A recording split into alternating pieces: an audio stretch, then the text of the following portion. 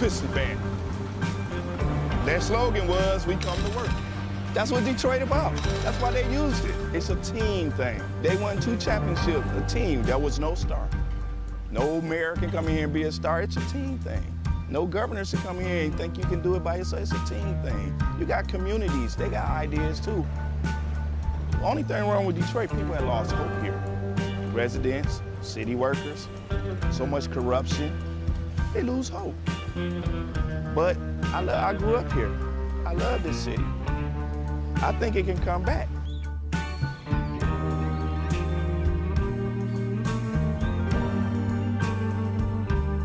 I've been working for the city 24 and a half years. Within the last 10 years, we took 4 pay cuts, and then an additional 10% wage cut.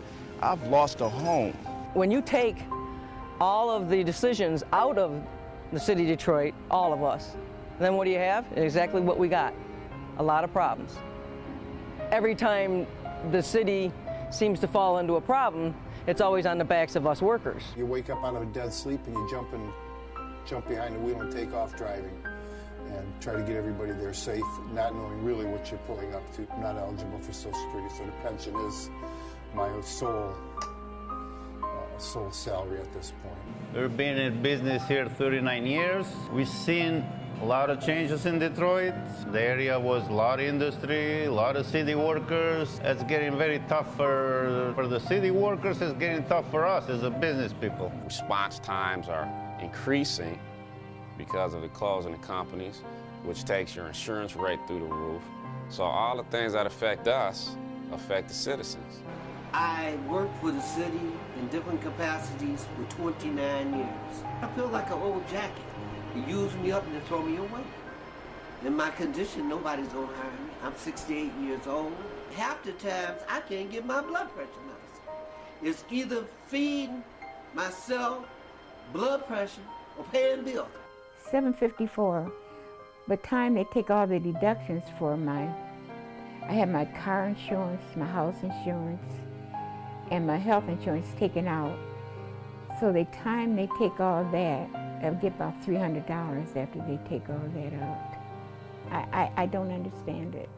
I can't see how the governor's allowing this to happen and what they're doing and they want to blame it all on the seniors.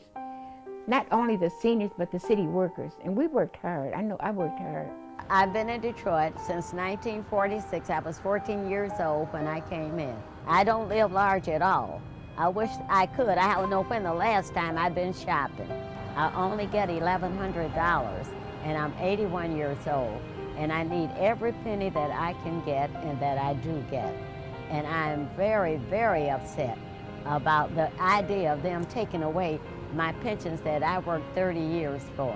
I think it's terrible that they talk about Detroit like they do, because Detroit has been very good to me. I have a lot of city workers coming in with their uniforms on, Detroit Water Department, Police Department, Fire Department. I get a lot of people, the Border Patrol come in. So if I lose that customer base, I'm going to be in a position where I might have to close down. If they take away their pensions, if they start cutting jobs, it's going to cut into a large percentage of not only our business, but other businesses that are in the city of Detroit. We're here.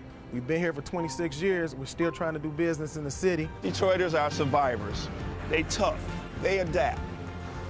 But only can do so much when your politicians are ahead of you and we're not on the same team. We're not going to let Detroit be erased, bulldozed to where. We're going to fight to the bitter end. Detroit going to survive.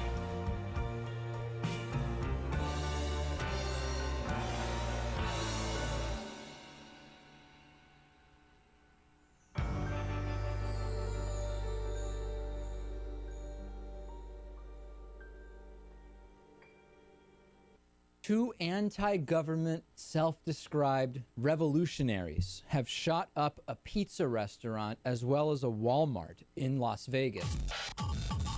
The internationally syndicated political series, The David Pakman Show, provides progressive talk, analysis, and interviews with the nation's youngest radio and television host, David Pakman.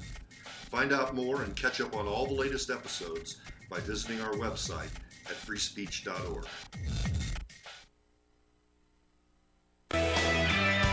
Hey, friends and neighbors, what do you say? It is Tuesday, April 28, and this is the Bill Press Show. Thank you for joining us on this Tuesday. Here in Washington, D.C. is where you find us. We are reaching out to bring you all the news of the day, wherever it's happening.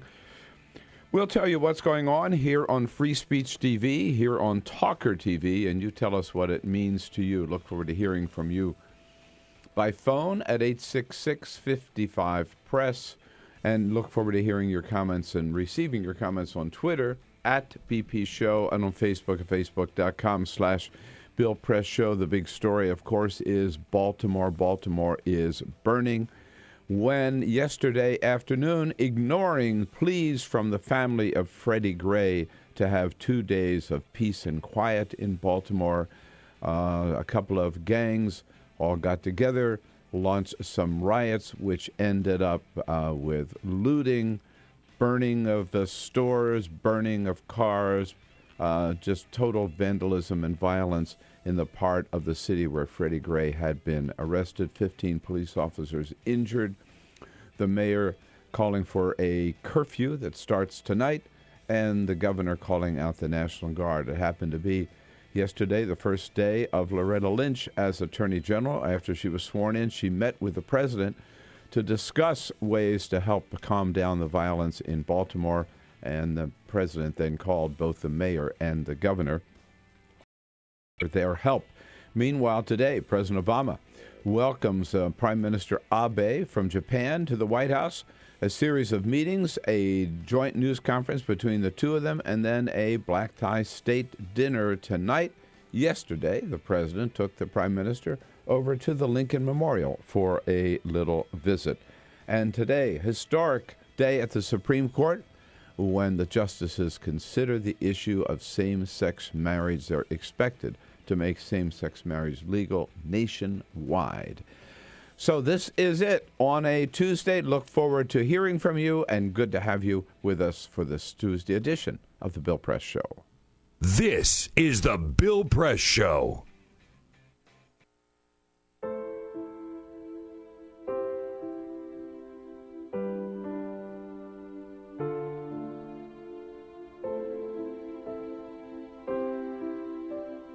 I have run these canyons for 6 million years.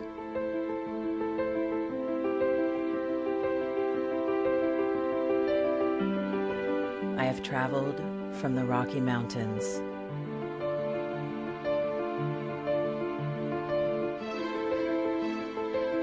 to the deserts, through scorching heat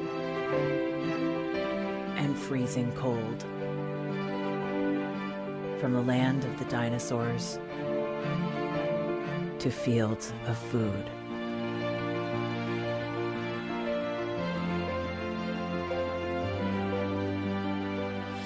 I lend my hand to 7 states, 2 countries, 9 national parks, and 36 million people across an arid West.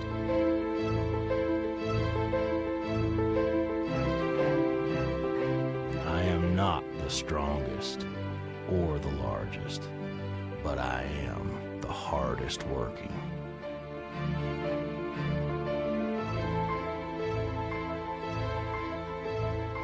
People love me. My playfulness. My beauty. My power.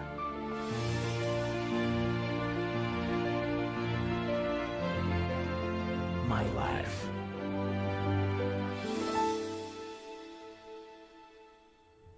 But I don't think I can offer any more. I am tired. I am tired. Tapped. And tied. Of the hundreds of major rivers in the world, I am one of the few who no longer kisses the sea. Battles to harness my soul have been won and lost. Use me wisely and I will sustain you. Use me like you have, and I will break. My name is Red. The Grand River Red. The American Nile. The Canyon Maker. I am the Colorado River. And I am the most endangered river in America.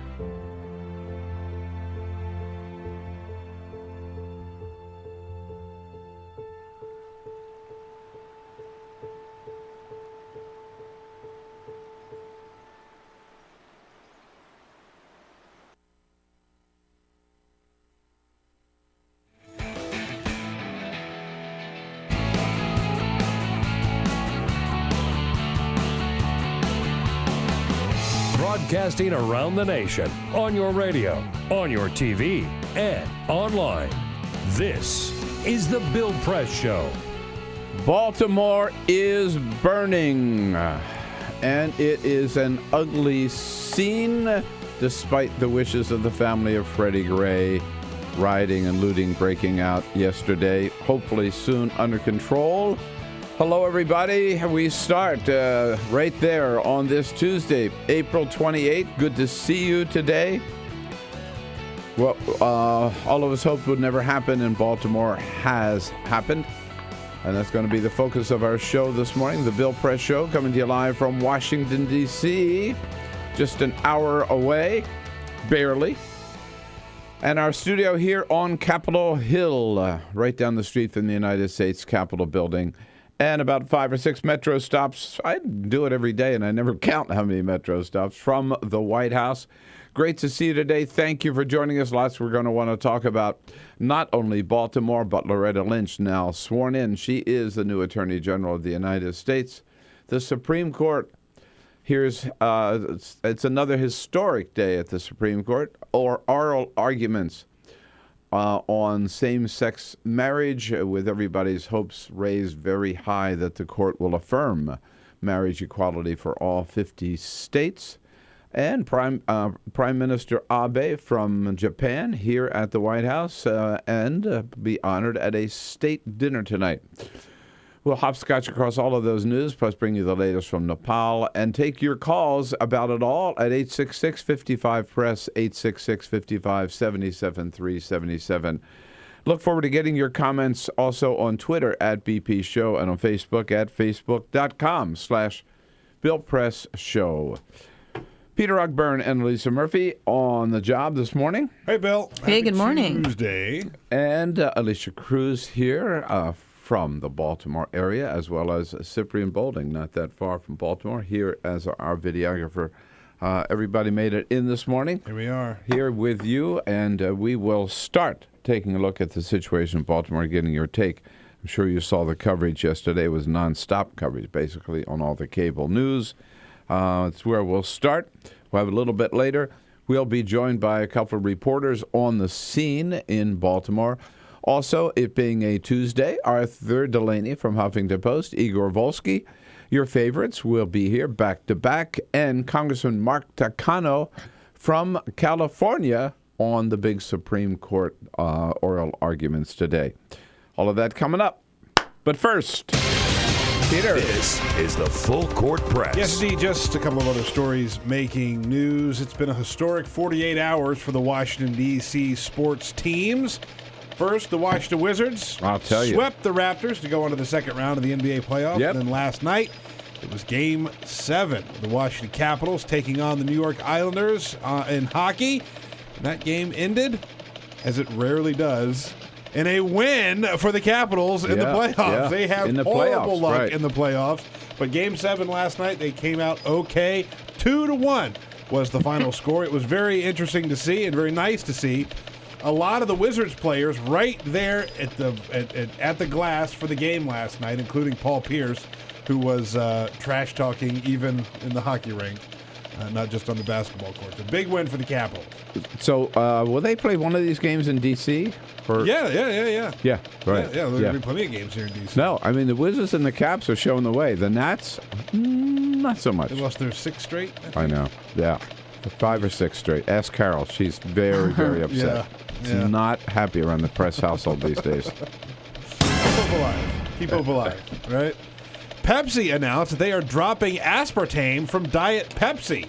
That's how they've used. That's what they've used to sweeten their sodas for years and years and years. But they say that they are going to switch it up, and they are switching to another artificial sweetener that has sucralose, better known to you as Splenda. So they are turning away from aspartame. They're not going to have it anymore, and it's going to be sweetened with Splenda. So there you go. If you get Diet Pepsi, that's what you'll have from here on out. I know. I love to break my addiction to Diet Pepsi, but hard. I talked about this about a year and a half ago, but Paula Deen is back. Paula Deen is back. Her new restaurant. We reported that she was opening a new restaurant in Tennessee, and earlier this week, it opened.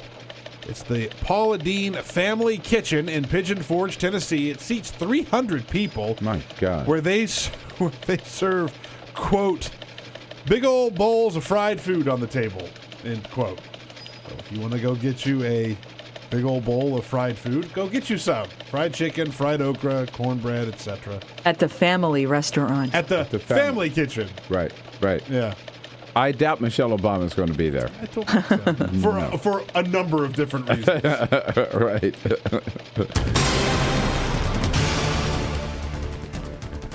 Yeah, it is so sad to see what's happening up in Baltimore, what's been happening. It looks like things are starting to get under control there overnight. But, you know, we all thought Baltimore would be different with the death. Started to say murder, but the killing, you know, I don't want to rush to judgment there, but it certainly looks like the result of excessive use of force on the part of police when this young man, 25-year-old Freddie Gray, about a week ago now. And after that, the city immediately suspended the 6 police officers who did it. They launched an investigation as to what charges might be filed against those 6 police officers. There were protests, but we thought again, this city is going to show how it should be done. It's not going to be like Ferguson. It's not going to be like Staten Island. It's not going to be like Cleveland. It's not going to be like North Charleston. This is going to be done the right way. You have an African American mayor, African American head of the police department, large percentage of African Americans on the police force. And so the city is going to show how to respond to this. There were protests organized by the religious leaders, preachers and pastors up in Baltimore, and they were remarkably peaceful for the first couple of days. Sunday was the wake for Freddie Gray. Yesterday was the funeral for Freddie Gray. And even for the peaceful protests, the family asked the leaders to stop the protests and let's have no response in the streets for just 2 days to pay respect to Freddie Gray, and then that the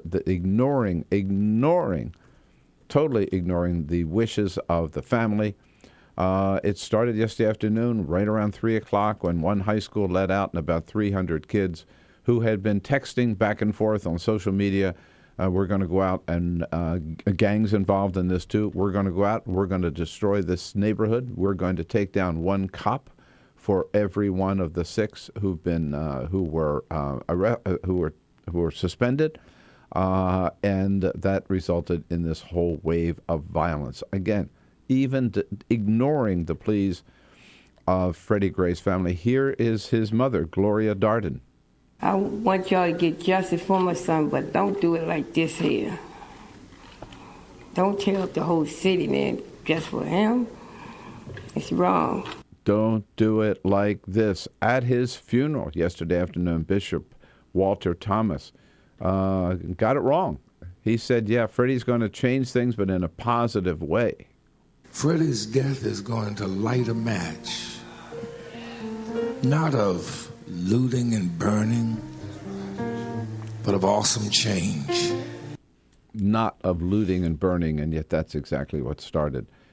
Just a few minutes, less than an hour later, after the funeral, while the family was still at the cemetery burying Freddie Gray. The looters had already started at the Peter. The name of that, the Mondawmin. I can never get it. Mondawmin Mall. Mondawmin, yeah, I think it's Mondawmin. We had to ask the Baltimore resident, Alicia. She confirms that's the right way to say it. She confirms Mondawmin Mall. And so it ended up the mayor placing a curfew on residents of Baltimore starting tonight from 10 p.m. to 5 a.m. She said the only people allowed out on the street will be if you have a medical emergency or you're going to work or you're coming home from work. There's already a curfew, and that was in place last night for kids under 14, 9 o'clock curfew. She called the governor. The governor called in the National Guard. Here's the governor announcing the state of emergency. I have declared a state of emergency at the request of Baltimore City. All in all, 15 police officers overnight were injured, and 27 people were arrested. I'm surprised the arrests weren't higher than that, but basically I think the police were trying to move the crowd and get them home and get them out of the streets. And I thought what was remarkable, too, was there were several groups, religious leaders, Nation of Islam, I guess you call them among the religious leaders, and other organizations who were out in the street trying to get between the police officers and I don't want to call them protesters because they're not protesters, the looters, the rioters, the thugs, as the mayor called them, the criminals, but trying just to say, hey, guys, this is not the way to do it. Get out of here. Get out. Move back, go home, get off the street. This is not who we are. And the residents of that neighborhood, many of them, just speaking out, were appalled at these punks who were trashing their neighborhood, destroying their own neighborhood, as if that was going to bring justice to Freddie Gray. Here are a couple of those residents, one of whom on his way home, and here's a car on fire in front of his house. I come home to my block, and it's a car set on fire at the top of my block. This is not the right way to do this. We have to come to our senses now. What if somebody's kid was in that car? Yep. Another resident also just saying, come on, this is our neighborhood, this is our community, let's not destroy it. This is sad, because at the end of the day, the first thing that came to my mind is that man's funeral this morning. This is taken away from the attention that his mom and his family deserve. This is not right. So I don't know where we start with this. I got to tell you, we could talk about so many aspects of it. How would this happen in a city of Baltimore, which again promised to be different? Who's responsible? Did the authorities, did the mayor, did the governor act soon enough? Did the police department do the right thing? And what about the media coverage? I got to tell you, man. And Peter, you watched a lot of it. Yeah. I watched a lot of it. Yeah. I was appalled by the live coverage of the riots there, particularly the guy Miguel Marquez from CNN. Totally irresponsible. I mean, I first of all, good for CNN. They were the only ones right on the scene. They were right down in the street, man. They were in the middle of the tear gas, in the middle of the smoke bombs, whatever they're letting off, in the middle of the rioters, and there was a lot of stuff that they got on camera that was just, I mean, it was appalling to see. What really got me was the one scene where I watched they were watching these firefighters because the CVS that was looted then was set on fire. Right. And the firefighters didn't arrive, couldn't get there for a long time because of the mobs. They get in there. They were hooking this hose up to a hydrant. Okay, now here I am, former volunteer fireman. Yeah. Right? Yeah. And my heart is out with those firemen because I know what's going on, what pressure they're under. And they hook this hose up to the hydrant. They open up the hydrant. You can see the water shooting through the hose to get there to put out that fire. And then the firemen go off to fight the fire. And then you see this punk go up there with a knife. And well, first of all, you see the hose just start sprouting a leak. Yeah. And I thought, oh, God, look at that damn Baltimore. The hoses are so old that they're falling apart. Busting, yeah. Then I saw the guy come back with a knife and cut another hole in there. But, I just wanted to punch him. Just really pissed me off. But the media coverage overall, I thought they were, in many ways, I thought they were fanning the flames. And they were grabbing, especially this Miguel Marquez, just grabbing people, putting the mic in their mouth. So what's going on? What do you think about this? You know, and just giving them that national platform just to spew this nonsense. Some of them say. Yeah, a lot of it was total garbage, and I don't think that they did a very good job of showing the fact that there was a peaceful protest going on. Yeah, no, you didn't see that at all. Which is important, and they're doing important work, and there's a real problem that needs to be addressed. And the fact that the clergy of Baltimore, a lot of clergy showed up in the streets to peacefully protest or to try and help break up the rioters, the fact that there were 300 peaceful protesters who were just marching. Did you see that anywhere? No, didn't see that at all, no. And you know, the idea, you just wonder, I'll tell you, you wonder where the teachers are, right, where the parents are. The person that I think I admire the most today is that one woman, if you saw that video. Yo. She goes down there and she knows her son is down there somewhere, man. He didn't come home from school, and she finds him, and she beats the living crap out of him on national television. She's got a yellow outfit on. It's easy to spot, man. I got to tell you, they needed 300 people like her yesterday to grab every one of those kids, knock some sense and into beat the crap out of them. Yeah. You saw it. It's still going on. It's going to take a long time, and it reminded me so much of the Rodney King riots that I lived through in Los Angeles. You know, and to see people trashing and destroying their own neighborhood, you know, to what purpose? 866 hard to comprehend. So sad. In a wonderful, wonderful city. 866-55-PRESS. Your impressions, your comments. Any aspect of what we saw from Baltimore yesterday. Where do we go from here? Let's talk about it. This is the Bill Press Show.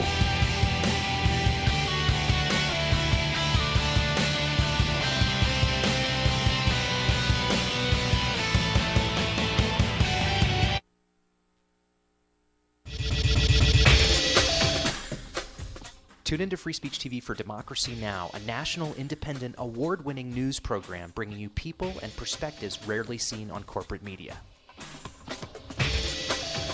Grunt work. Love it, hate it, useful, not useful. Necessary. Our social entrepreneurs are people who have been on the front lines of social change. I've learned so much from talking with them. This is Cafe Impact, and I'm Jonathan Lewis. I will say that I think is a challenge for anyone, especially the new workforce as they come in, is the ability to accept grunt work with grace. The most boring, awful details are the most important elements of doing this work.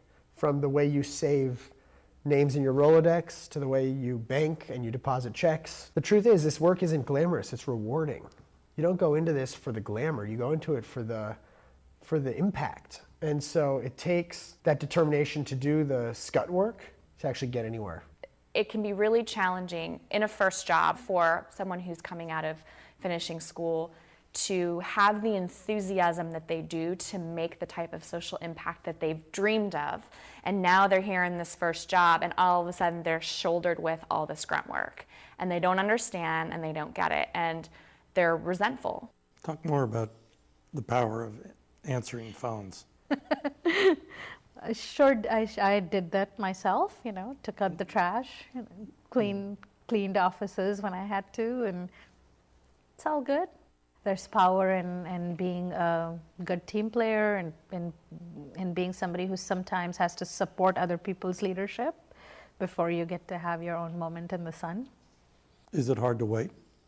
It is absolutely hard to wait, especially if you're an alpha female like I am. I think grunt work can help a new employee build trust internally and teach them the nuances of how an organization is run so that they can have a real good sense of what HR is doing, what finance is doing, what all the other departments are, and that actually makes them a better employee in the long run. So in my role on a daily basis, I literally can be looking at a new venture in software. We could be looking at a microfinance deal. I could be making coffee, taking out the trash, and riding a tractor on any given day.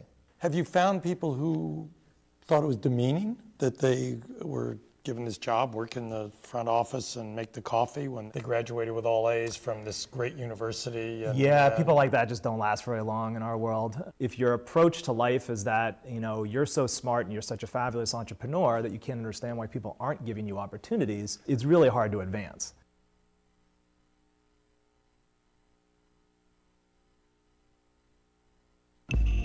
Tune in to Gay USA with hosts Ann Northrup and Andy Hum for in-depth coverage of lesbian, gay, bisexual, and transgender news. Watch Gay USA every week, only on Free Speech TV.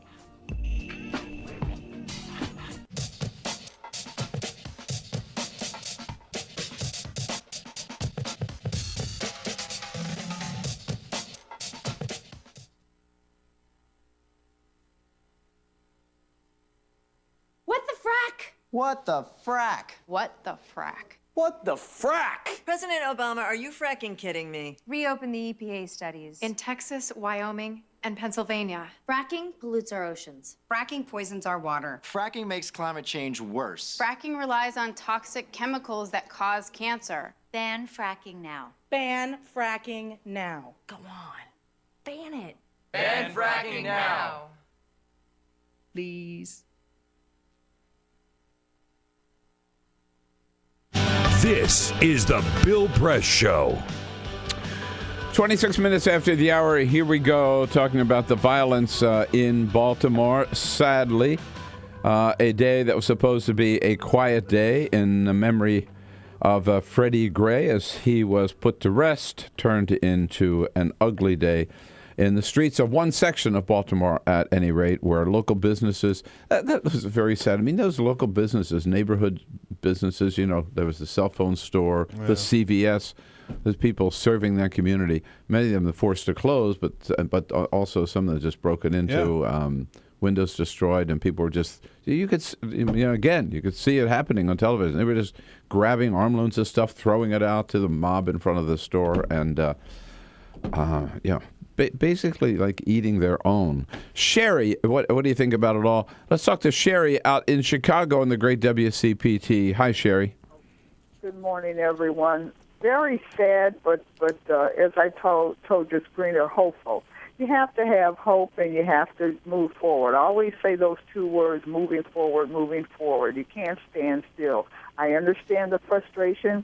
I totally understand the anger. Because I was part of the 68 riots when we were shopping at a store, not knowing what was going to happen until we got caught up in it and had to get out of the store. So I've been there. But you can't put yourself in that position unless you have been in that position. You can talk the talk, but if you haven't walked the walk, it's null and void. But just be positive, be hopeful, and will it change, Bill? I truly, not in this lifetime. Well, I hope you're wrong about that, Sherry. And I get your point, and that's a good reminder. We have to, and I am basically an optimist, we have to be positive. We have to think about moving forward. But boy, it's really hard when you see this big step backwards. This is the Bill Press Show. This is my computer. This is your computer. Let's go on the internet. Let's go. Click it. Yes. Okay. I cursor in between the R and the E. Pressing dot, I want you to just push the period. She's gonna love me all over again. That's it. Jamaica, here you come. Here we go. Good job. Thank you. Thank you. And I did it by myself. Feel smarter. So, I'm kind of new here, but I've noticed a trend. My human does this funny thing where she goes around and gets all my toys, and then she hides them in that basket by the door. But it's always the same basket, and it's always in the same place. And then she acts so surprised when I find them, but, she's putting them in the same basket. Again. It's like, hello? That's where you put it last time. You were the worst at hide and go seek.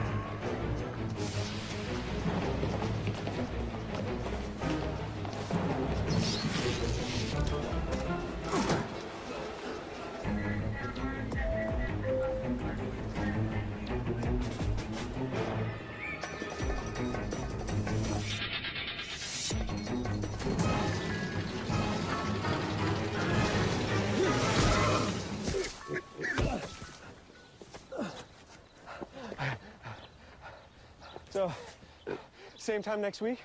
Well, of course. Put away a few bucks, feel like $1 million. For free tips to help you save, go to Feed the Pig.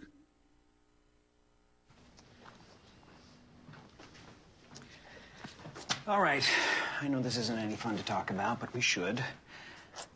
Okay. So who's going to do what? I'll pack the dead batteries. Great. I'll only put what I don't need into a duffel bag. Perfect. That's totally unhelpful. No problem. Meanwhile, I will try to comfort everyone by speaking in a calm voice. And I'll try to get the generator going without any gas. Oh, let's not forget the cell phones, which probably won't work. Right. And who is going to handle supplies? I can forget to do a list for us. Thanks, pal.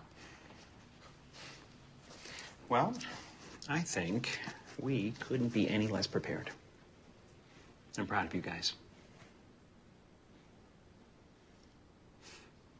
Talk to your kids about who to call, where to meet, what to pack. Visit ready.gov/kids for tips and information.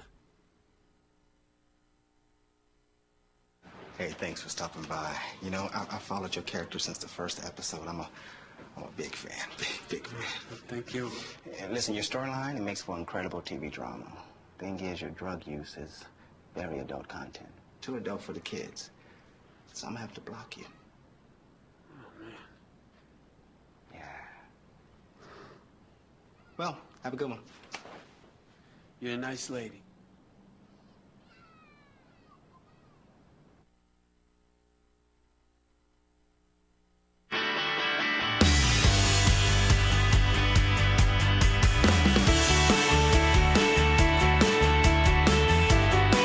On your radio, on TV, and online. This is The Bill Press Show. You got it 33 minutes after the hour now, Tuesday, April 28.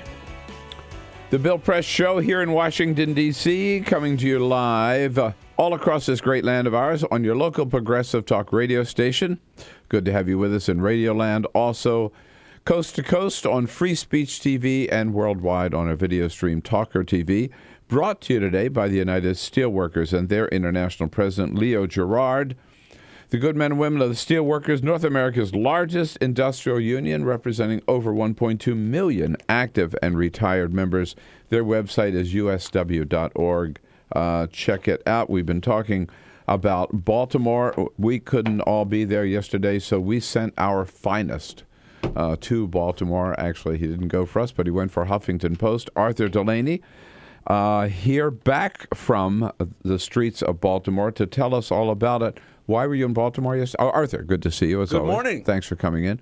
You went up for what reason? I was there to cover Freddie Gray's funeral, and I was there with a colleague named Julia Craven. You were at the church for the funeral? We were at the church, and we were interviewing people who were there and why they were there, people who said they knew Freddie, people who didn't know him but felt like it was personal. Right. Because he's from this particular area around the Gilmore projects that is economically depressed. And so it was personal to people in Baltimore. And what was the message that you were getting at the funeral from the preachers, from the speakers? One thing that stuck with me was Elijah Cummings was talking about, did you all see this kid? Because he played sports, he was involved in the church. And that drew applause because it resonated. People were like, yeah, It was our kid. He wasn't a bad apple or anything. We just played a bite from Bishop Walter Thomas, who said that Freddie would light it would end up his death. Let's hear it again. I don't want to paraphrase it. Freddie's death is going to light a match. Yeah. Not of looting and burning, but of awesome change. Not of looting and burning, but that's exactly what happened. So you left the church and... basically around the corner from the church is the Mondawmin Mall, which is the closest place that had Wi-Fi and where we could sit down because we were going to file a story. Yeah. And in the Dunkin' Donuts, they were like, just heads up, they told us there would be riots at 3. And then they shut down the hall. You got to go. We're closing because of these expected riots. And this was because of... So they knew because of the social media that kids were heading to the mall? Yeah, via hashtag justice for Freddie Gray. And also there had been a flyer with kids Right. talking about doing a purge type situation, which is a movie with lawlessness in it. And sure enough, at 3, police had massed there, and scores of teenagers started showing up. And, at one moment we saw a girl picking up rocks. Like, wow, they really were, this was really organized. But at that point, when it started getting tense, it was just kind of these cops chasing. Were you out front or inside the store? This is outside the mall, like outside the parking lot. Yeah. And lines of police and riot gear, like they were putting their helmets on, and then they eventually did start in formation chasing these kids off the mall. And the kids ran, and then from a distance they started throwing stuff, rocks, and that continued happening for 90 minutes, chasing the kids throwing rocks, officers getting hit, and we saw people getting hurt. Pepper spray came out, and then it seemed calm, and the Mondawmin Mall was safe, it seemed. But what turned out was happening was, I think the police had sort of pushed these violent protesters into other parts of town that weren't far away. Mm-hmm. And we saw, sure enough, we saw smoke rising up from a little bit downtown off West North Avenue in Pennsylvania. When we made our way around police lines to that area, it was a totally different scene, completely chaotic and anarchic, really, with a giant fire in a CVS, cars burned out, a police car destroyed, and police were just holding their lines. They weren't being aggressive. They had batons. I never saw them swinging their batons. So they were standing there while rocks and bottles and bricks were being thrown at them, and while the CVS was on fire and people had looted it. It was now so smoky, no one could even go in there to steal stuff. And it was so strange because police were just standing right next to it, where they were perpendicular in a line to the CVS, I saw with the smoke pouring out of it.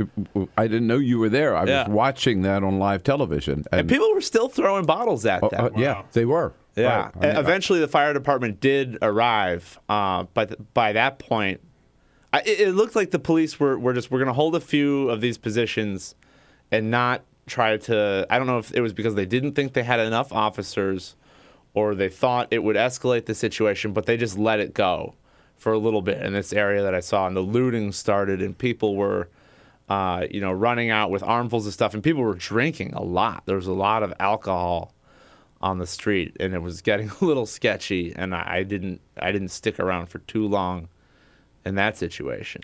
When the firefighters arrived, they were also, we know, I saw them again on television, cut some of them, these kids, cut the hoses. That's probably the single most breathtaking thing. Yeah. That was wild. I couldn't believe it. You cut a fire hose. Yeah, because the first one you said you saw the fire spray, we didn't see the actual cut. My first thought was, oh, Jesus, this city's got old hoses that they put water in them and they break, and then I realized... Well, that's a problem with hoses. I mean, that does happen. Yeah. I know fire it happens. hoses. Yeah, but then about 45 seconds later, a guy in a gas mask walks over was the and guy just, in the gas in a mask. different spot, cuts it again. Did you see the knife? And he goes, cuts it again. So it was kids when it started, for sure. Like, this was... I interviewed some of these kids, and they're like, yeah, we saw it on social media. I didn't think they would actually go through with this. But by the time it was looting and, like, rioting, it was not clear that it was mostly kids at all. Like, people who I saw looting looked like grown-ups. How many people, roughly, were involved in the violence? Could you tell? I mean, were there thousands, hundreds? I potentially hundreds, but I didn't see hundreds of people. I saw, at once, before the police pushed kids down the side streets, it was maybe hundreds of kids, but by the time it was like a pitched battle of rock throwing, the kids were farther away, and they would go away up side streets when the police would send this armored vehicle charging after them. Yeah. The helicopter did like a low flyby at one point, and they were using like loud noise to try to make people move. And none of this stuff was really working because it was clear that they were trying to intimidate or convince people to go away without arresting them or beating them up or hurting them.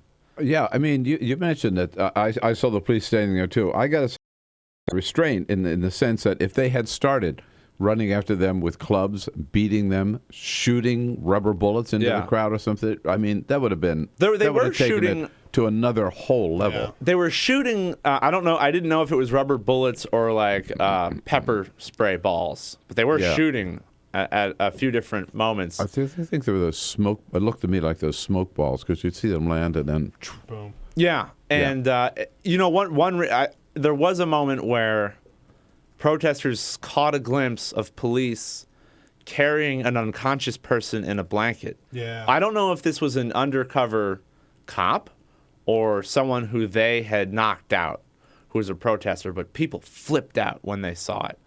And it really made the crowd of kids more aggressive toward that group of officers, and they immediately had to get pepper spray. And I didn't see how they got that guy out of that situation, but that would suggest there's what they were thinking. There's a picture on the front page of the Washington Post this morning of the police carrying a guy on a blanket who was a police officer who'd been injured. I also saw here it is. It's in the New York Times as well. Yeah. So I saw this didn't really get noticed because I don't know why not, but it was not obviously a cop. So you talked to some of these kids. What did they tell you? Were they there because they were there to protest the killing of Freddie Gray, or were they just there on a lark? No, it was not a lark. It was not just nihilism.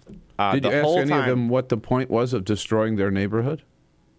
Well, no, but I mean, because you the kids who wanted to talk to me were not endorsing rioting. Yeah. They were totally sympathetic. Everyone who was engaging with the police and throwing stuff was saying, you all started this. Yeah. Let's say a quick hello, if we can, here to, because he's been holding for a long time, Joey out in Chicago. Hey, Joey, what do you say? Good morning, guys. I'm going to say one thing. Everyone talks about good police. There's good police out there. Ever since all this started, I haven't seen one police officer turn in one bad police officer. Not one. So if you ask me, they're all bad. And I don't care what anyone says. Well, Joey, you know what? I love you, man, but that's bullshit. Pardon me. All right. You dump that. Yeah. Did you dump that? Oh, thank you. To say all cops are... they're over the top. To say all cops are bad, I mean, come on. They're not. At Gray's funeral, one of the speakers, I think it was the family attorney, Billy Thomas, said we've got to tear down the blue wall where, yes, you have good cops and bad cops, but you can't. There has to be accountability for bad cops. Yeah. So that's a sentiment that is out there. That is important. And in Baltimore, these 6 cops were immediately suspended. You know, unlike up in Staten Island, unlike out in Ferguson, there was an immediate reaction on the part of the police department. On the street I think the police department acted responsibly. And I'm not defending them all. There are some bad cops, but not all of them are bad. And if you start with that attitude, man, we will never work our way out of this. The suspensions did not impress people who are out yesterday. I mean, you're talking about what impressed writers. Nothing did, but... Here's a sentiment that I've seen a lot. Here's a tweet that we got this morning. Freddie Gray was arrested on April 12th. It's April 28th, and we still have no idea how he sustained the injuries that killed him. It's a totally good point. And that I think is there's a real frustration there. Because, maybe he was hurt when he got tackled, or did they beat him up in the van? So I think the that's frustration basically the question. is the lack of information. They want to know what happened. We all want the situation to get better, but the relationship between the police and the people that they're killing.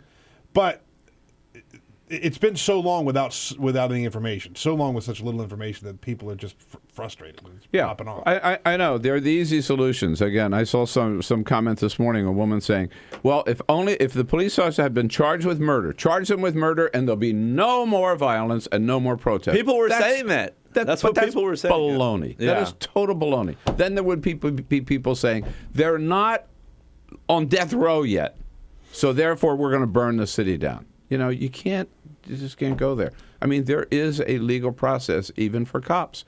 You can't really have an argument. No charges filed in Ferguson. Yeah. Charges haven't been filed here, but at least they were suspended immediately here in Baltimore, and there's an investigation.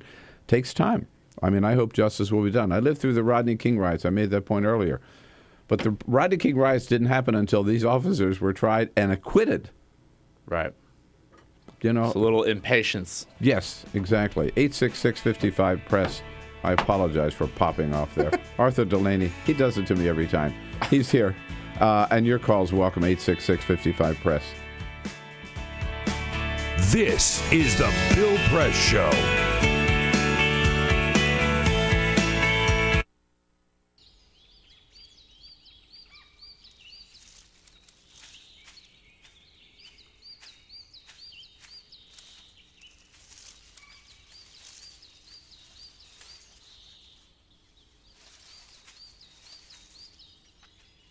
At Earth Justice, we defend the environment in the courtroom.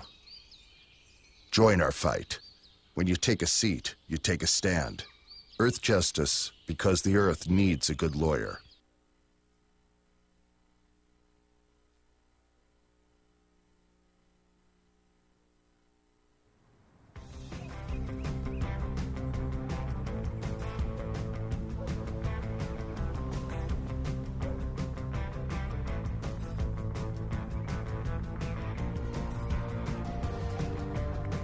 You know, sometimes when I'm walking down the street, I'm not necessarily looking out and seeing all these water-wasting lawns and people that aren't as connected to their neighbors and their lives as they could be.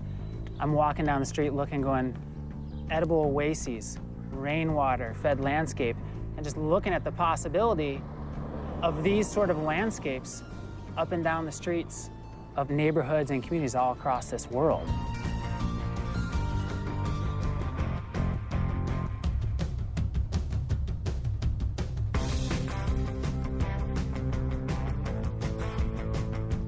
Small actions do ripple and they add up and they have a cumulative impact. And so when you're building upon your small mindful actions, you know, you have the confidence and the ability to take on something a little bit greater. So that could be nice. This, in the context of where we're at as a planet with climate change and these really big issues and people that are more disconnected and less skilled than ever, it becomes even more amazing and powerful how much of a solution this is to design these ecological gardens and to come together with shared vision and shared voice. There's never been a time where your choices have mattered more. Doing something as simple as us transforming a landscape creates a model that anybody could look at far and wide, and you're sharing food and connecting and building skills together in your own neighborhood. It's a richer way to live in normal times, but in the new normal of climate change and erratic weather and economic upheaval, it becomes essential. Whether it's me, you, Gandhi, Che, MLK, Willy Wonka, whoever, past, present, or future, the power of our daily actions is all that we have. You know, and like our community said, give me a place to stand and a lever long enough and I'll move the world. And that's what those simple actions do. They move the world every day.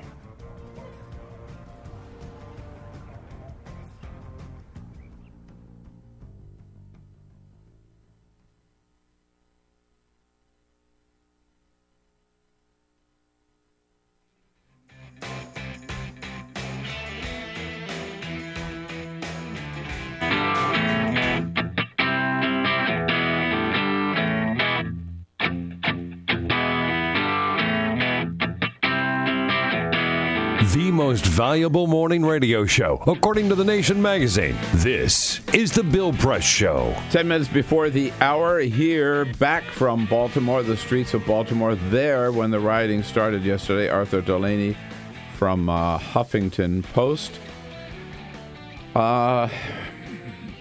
Did things quiet down before you left? No. Was right in the middle of it, huh? I left at like 8. And I mean, the funny thing is, this is all occurring, even though it's essentially it's a riot.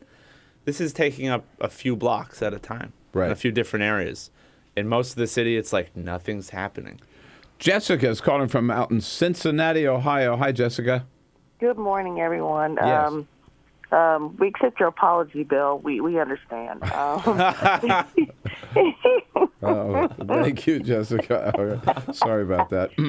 But yeah, there were a lot of, I won't say there were a lot of media outlets. There were maybe that I knew of at least 2 media outlets, one individual in particular who's on now on another station on MSNBC, as well as everyone's favorite faux news were basically reporting this was a race riot. And I was like, why are you calling this a race riot when that's not what it is? And then they turn around and they cite the fact that there is a black mayor, black police commissioner. Yeah, that's all well and good, but that doesn't mean that other black people are going to respect those two people in their positions. Good Obviously, point. they did not do that yesterday. Yeah.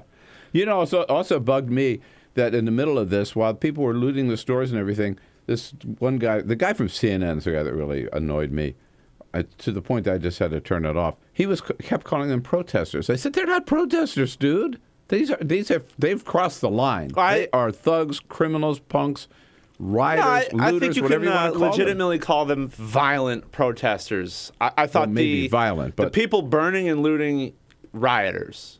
But yeah. I thought it's not a race riot. There was an underlying racial tension and pretty serious, legitimate grievance that is race related, involving the police. But there are different things. The terms are so loaded, but at the point that there's looting and burning, riot is accurate. Did you see any adult presence on the part of religious leaders or political leaders or civic leaders in the street who were trying to calm people down? There was clergy marching through the street, and I think Progress had an item that the helicopter saw this. It was not a huge group. I didn't see it myself. I did see the Nation of Islam, and they were out walking around. You could see some of them on television. We tried to talk to them on this corner, but it was just too crazy. And you couldn't imagine how they would actually have a conversation with people, because with all the smoke and noise, it was just a very crazy scene. So I don't know if they accomplished what they were hoping to on that corner, but they kept moving.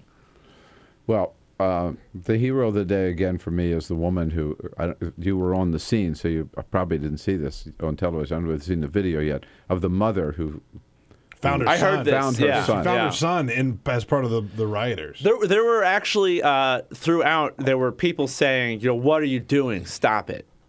So there were people whose contribution to this was to yell at someone who just threw something. Or to just yell at the crowd. So it wasn't like just jubilation on the street, even though there were people partying. That woman, again, back to that mother, her son was taller than she was. Yeah. And she mollywopped him. She walked right up to him and just unleashed. She walloped him. I mean, she was punching the hell out of him. She was really, going crazy. Hero. Absolutely. Well, that's the point of the curfew now. It's saying get your kids in. If this is in fact kids, but I'm skeptical that getting the kids in would really be the answer. Think about the economic impact on the city of Baltimore. All those bars, all those restaurants. If you can't be out after 10 o'clock at night in any, she said citywide, in any part of that city, that's going to have a horrific impact. Well, it's a 1 week curfew, and it's got a sunset, so. I know, but still, by the way, shutting everything down for a week is. There are already some reports out there this morning that there are just stores that haven't opened yet this morning. Like a Dunkin' Donuts is usually wide open, and they're closed in that area. So if I owned a store in that area, I'd think twice about opening for business today. Yeah. Arthur Delaney, I'm glad you got home safely, sir. Thank you. Thanks for having me. And thanks for coming in and telling us all about it. We'll be right back. This is the Bill Press Show.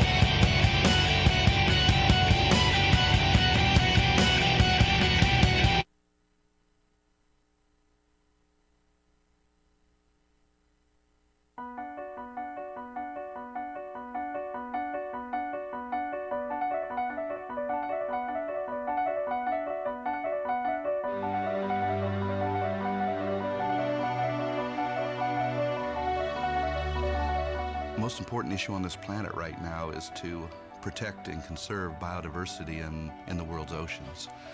And I don't think people realize just how intimate our connection is with the oceans themselves. Not only do they provide the very foundation of life and control our weather, but life just simply could not exist without a healthy ocean. The real problem, though, is apathy. It's all out of sight. It's all out of mind, and people don't even think about it. But it doesn't matter whether you live in Peoria or on the coast. The fact is, whatever happens in the ocean affects all life forms on the planet Earth. If the oceans die, then civilization collapses. We all die. We cannot live on this planet without the oceans. This is, in fact, not the planet Earth. It's the planet ocean, but because we're a land-dwelling species, we refer to it as Earth. But it is the planet ocean, and the oceans are the heart and the foundation of all life on the planet.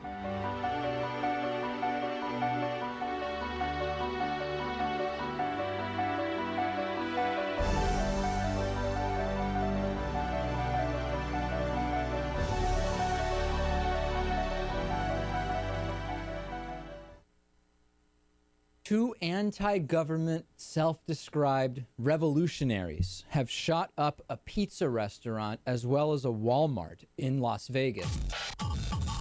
The internationally syndicated political series, The David Pakman Show, provides progressive talk, analysis, and interviews with the nation's youngest radio and television host, David Pakman. Find out more and catch up on all the latest episodes by visiting our website at freespeech.org.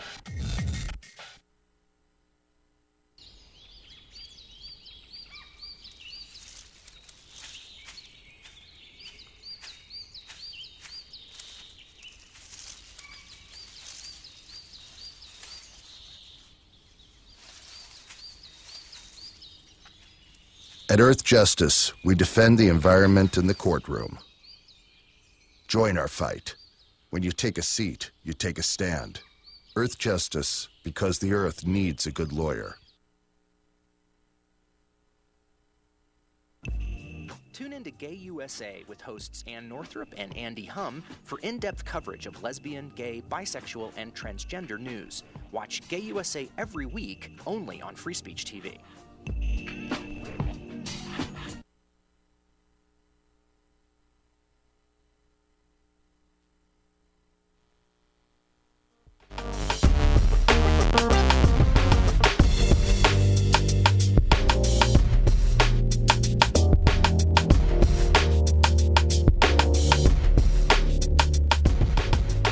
Igor Volsky from Think Progress. At the top of the next hour, we'll be joined by Dahlia Lithwick, who covers the Supreme Court, of course, for Slate.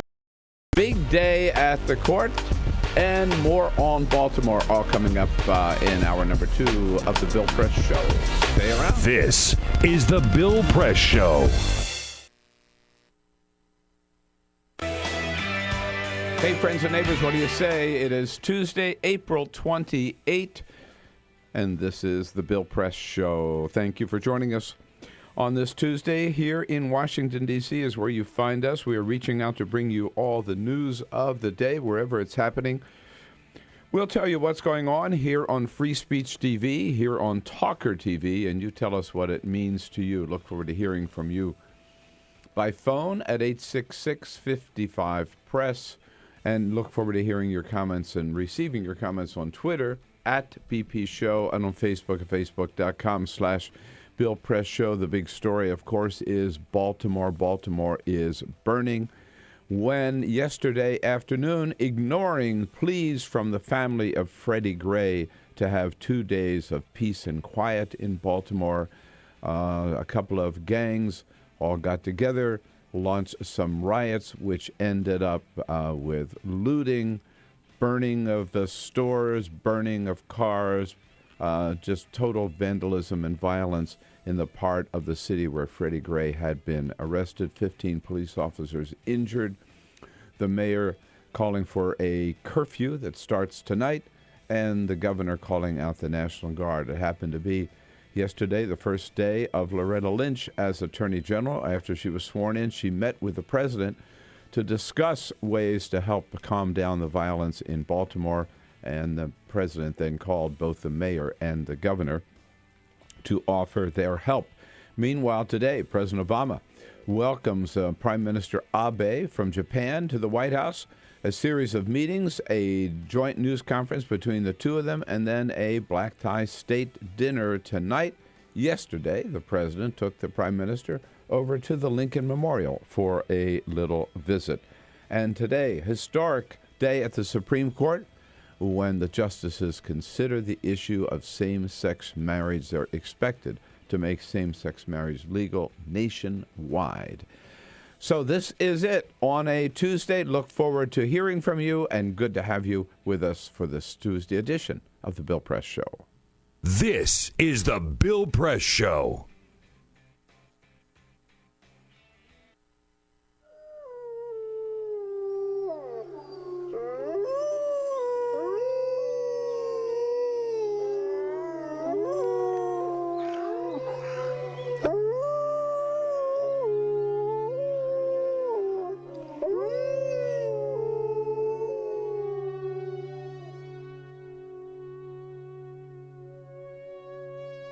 One of the most exciting scientific findings of the past half-century has been the discovery of widespread trophic cascades. A trophic cascade is an ecological process which starts at the top of the food chain and tumbles all the way down to the bottom. And the classic example is what happened in the Yellowstone National Park in the United States when wolves were reintroduced in 1995. Now, we all know that wolves kill various species of animals, but perhaps we're slightly less aware that they give life to many others. Before the wolves turned up, they'd been absent for 70 years, that the numbers of deer, because there was nothing to hunt them, had built up and built up in the Yellowstone Park, and despite efforts by humans to control them, they'd managed to reduce much of the vegetation there to almost nothing. They'd just grazed it away. But as soon as the wolves arrived, even though they were few in number, they started to have the most remarkable effects. First, of course, they killed some of the deer, but that wasn't the major thing. Much more significantly, they radically changed the behavior of the deer.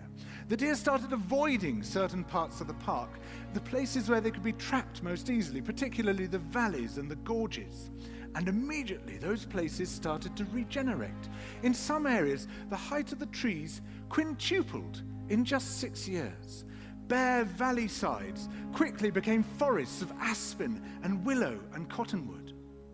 And as soon as that happened, the birds started moving in. The number of songbirds, of migratory birds, started to increase greatly.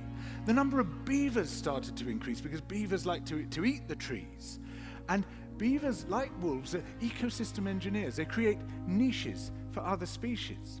And the dams they built in the rivers provided habitats for otters and muskrats and ducks and fish and reptiles and amphibians. The wolves killed coyotes, and as a result of that, the number of rabbits and mice began to rise, which meant more hawks, more weasels, more foxes, more badgers. Ravens and bald eagles came down to feed on the carrion that the wolves had left. Bears fed on it too, and their population began to rise as well, partly also because there were more berries growing on the regenerating shrubs. And the bears reinforced the impact of the wolves by killing some of the calves of the deer. But here's where it gets really interesting. The wolves changed the behavior of the rivers. They began to meander less. There was less erosion. The channels narrowed. More pools formed. More riffle sections, all of which were great for wildlife habitats. The rivers changed in response to the wolves. And the reason was that the regenerating forests stabilized the banks so that they collapsed less often, so that the rivers became more fixed in their course. Similarly, by driving the deer out of some places and the vegetation recovering on the valley sides, there was less soil erosion because the vegetation stabilized that as well. So the wolves, small in number, transformed not just the ecosystem of the Yellowstone National Park, this huge area of land, but also its physical geography.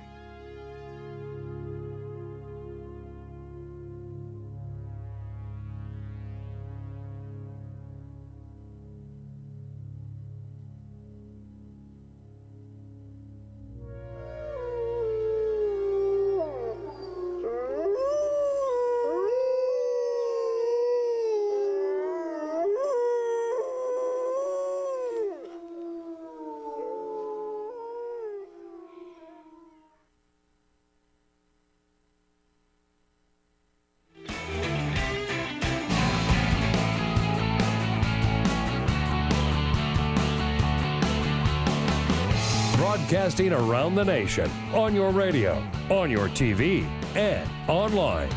This is the Bill Press Show. Calm restored, hopefully, to Baltimore. Curfew starts tonight. National Guard on the scene, but what a horrific scene yesterday afternoon and evening. Hello, everybody. That is dominating the news here today on the Bill Press Show, and not just on the Bill Press Show, across the board. But particularly here, we feel it in Washington since we're so close to Baltimore and love that city and know so many people from there and go there often. And we're hoping that this Baltimore would prove differently than Ferguson or North Charleston or Staten Island. It turns out that it's worse than any of those in terms of the looting and the rioting. It's the Bill Press Show, Tuesday, April 28. Good to see you today. Thank you for joining us. We are here with you on your local progressive talk radio station. Of course, we're here with you on Free Speech TV, nationwide, coast to coast, and worldwide on our video stream, TawkrTV, youtube.com/TawkrTV, and Igorian's Delight. We know the only reason you tune in at this time on a Tuesday is to see the one and only Igor Volsky from Think Progress, and here he is. Here I am. Good morning. You say hello to your fan club. Fans, hello. Look at this. Look at this. I know. Smiling at my fans. You like the little wave? We have a little wave. It's a silent. It's just where there's a tacit understanding with the eyes. It's Next a look. thing you know, there'll be a bobblehead. The Igor bobblehead. Coming to a store near you. Yes. The Prince Igor bobblehead. Right. Here with the whole team, Peter Ogburn and Elisa Murphy. Hi, Bill. Hey, good morning. Alicia Cruz here, ready to take your calls at 866-55-PRESS, and Cyprian Bolding, videographer. Lights on, cameras on, action on this front. Interesting, Igor, that Arthur Delaney, you don't think of him as the reporter on the scene. But Brother Delaney. Brother Arthur, right, was up in Baltimore yesterday in the church for the funeral and then went right from the church to the Mondawmin Mall to file his story. That was kind of freaky, and was told by the people in the store in the Dunkin' Donuts, we're probably going to be closing down in a few minutes because we've been told there's going to be a riot starting here at 3 o'clock. Oh, my. As soon as the kids get out of high school. Wow. So they did have some advance notice of this. No, they did know that it was some of it was And what coming. I didn't realize, he said that the police showed up too, and they chased the kids from that mall, and that's when they moved down toward the CVS. Yeah. And the rest of the it's amazing. City officials were saying that there were flyers being distributed calling for violence. Yep. And the fact that the time was predetermined, I think, brings a whole new dimension to this effort. Yeah. And it's kind of bizarre that, okay, we're going to do this, but we can't do it until we get out of school. Yeah. Well, education comes first. With Common Core these days, I mean, there's no getting around it. Yeah. What are they teaching them? 866-55-PRESS. We continue to talk about the situation in Baltimore, which you saw in your home, your office, nationwide yesterday, because that's all. It was a wall-to-wall on the cables. 866-55-PRESS. Let's talk about it a little bit later. Dahlia Lithwick from Slate magazine is going to join us to talk about this historic day at the Supreme Court, where the justices will be hearing oral arguments on whether or not marriage equality should be the law of the land. Congressman Mark Takano from California joining us a little bit later to talk about that this historic day as well. But first, Peter, this is the Full Court Press. Just a couple of other stories making news. The NFL draft is coming up soon, and Jameis Winston from FSU is expected to go very close to the top. In fact, if he goes number one, he could end up in Tampa Bay with the Buccaneers. And so one restaurateur in Tampa Bay is cashing in on this idea. He is offering Jameis Winston free crab legs until the day he dies. Now, here's the deal, in case you didn't know this. Jameis Winston was caught shoplifting crab legs from a public supermarket a couple of years ago. Yes. And so that has haunted him and certainly followed him all the way to Tampa Bay. So if he does end up in Tampa Bay, he doesn't have to worry about shoplifting any crab legs. He can get them for free. This is helpful. Right? Very helpful. I think this is change we can believe in. To Des Moines, where yesterday at the Iowa State Capitol, the Capitol was evacuated An emergency alarm was triggered because of what they thought was a bomb threat, a bomb scare. Turns out all it was a Kraft Easy Mac macaroni and cheese thing that someone put in the microwave for too long, and it burned. And made the smoke. Oof. And then evacuated the whole building because that yellow dye smoke raising up. Delicious. What that, that's the burn of childhood right there. That's it. Is Des Moines the capital of Iowa? Yeah. Yes? Yeah. I think so. Are we good there? Right. Sure. Is it Iowa City, It's baby? the biggest city, and I've been there, but I didn't... I think it's Des Moines. So much grief if we don't get this. I think it is. Pretty sure it's Des Moines, right? Yeah. Bill's looking it up right now. Yeah. I'm trying to kill time while he finds On the it. National Geographic Spelling Bee. Spelling I got. All right, you got it. Des Moines is the capital. Nailed it. I knew it. Duh. Yeah. What? Like you doubted me? Jeez. Sorry. We knew. Bill did it now. That's right. So weird. To Texas A&M University, where a management professor by the name of Erwin Horowitz has had enough.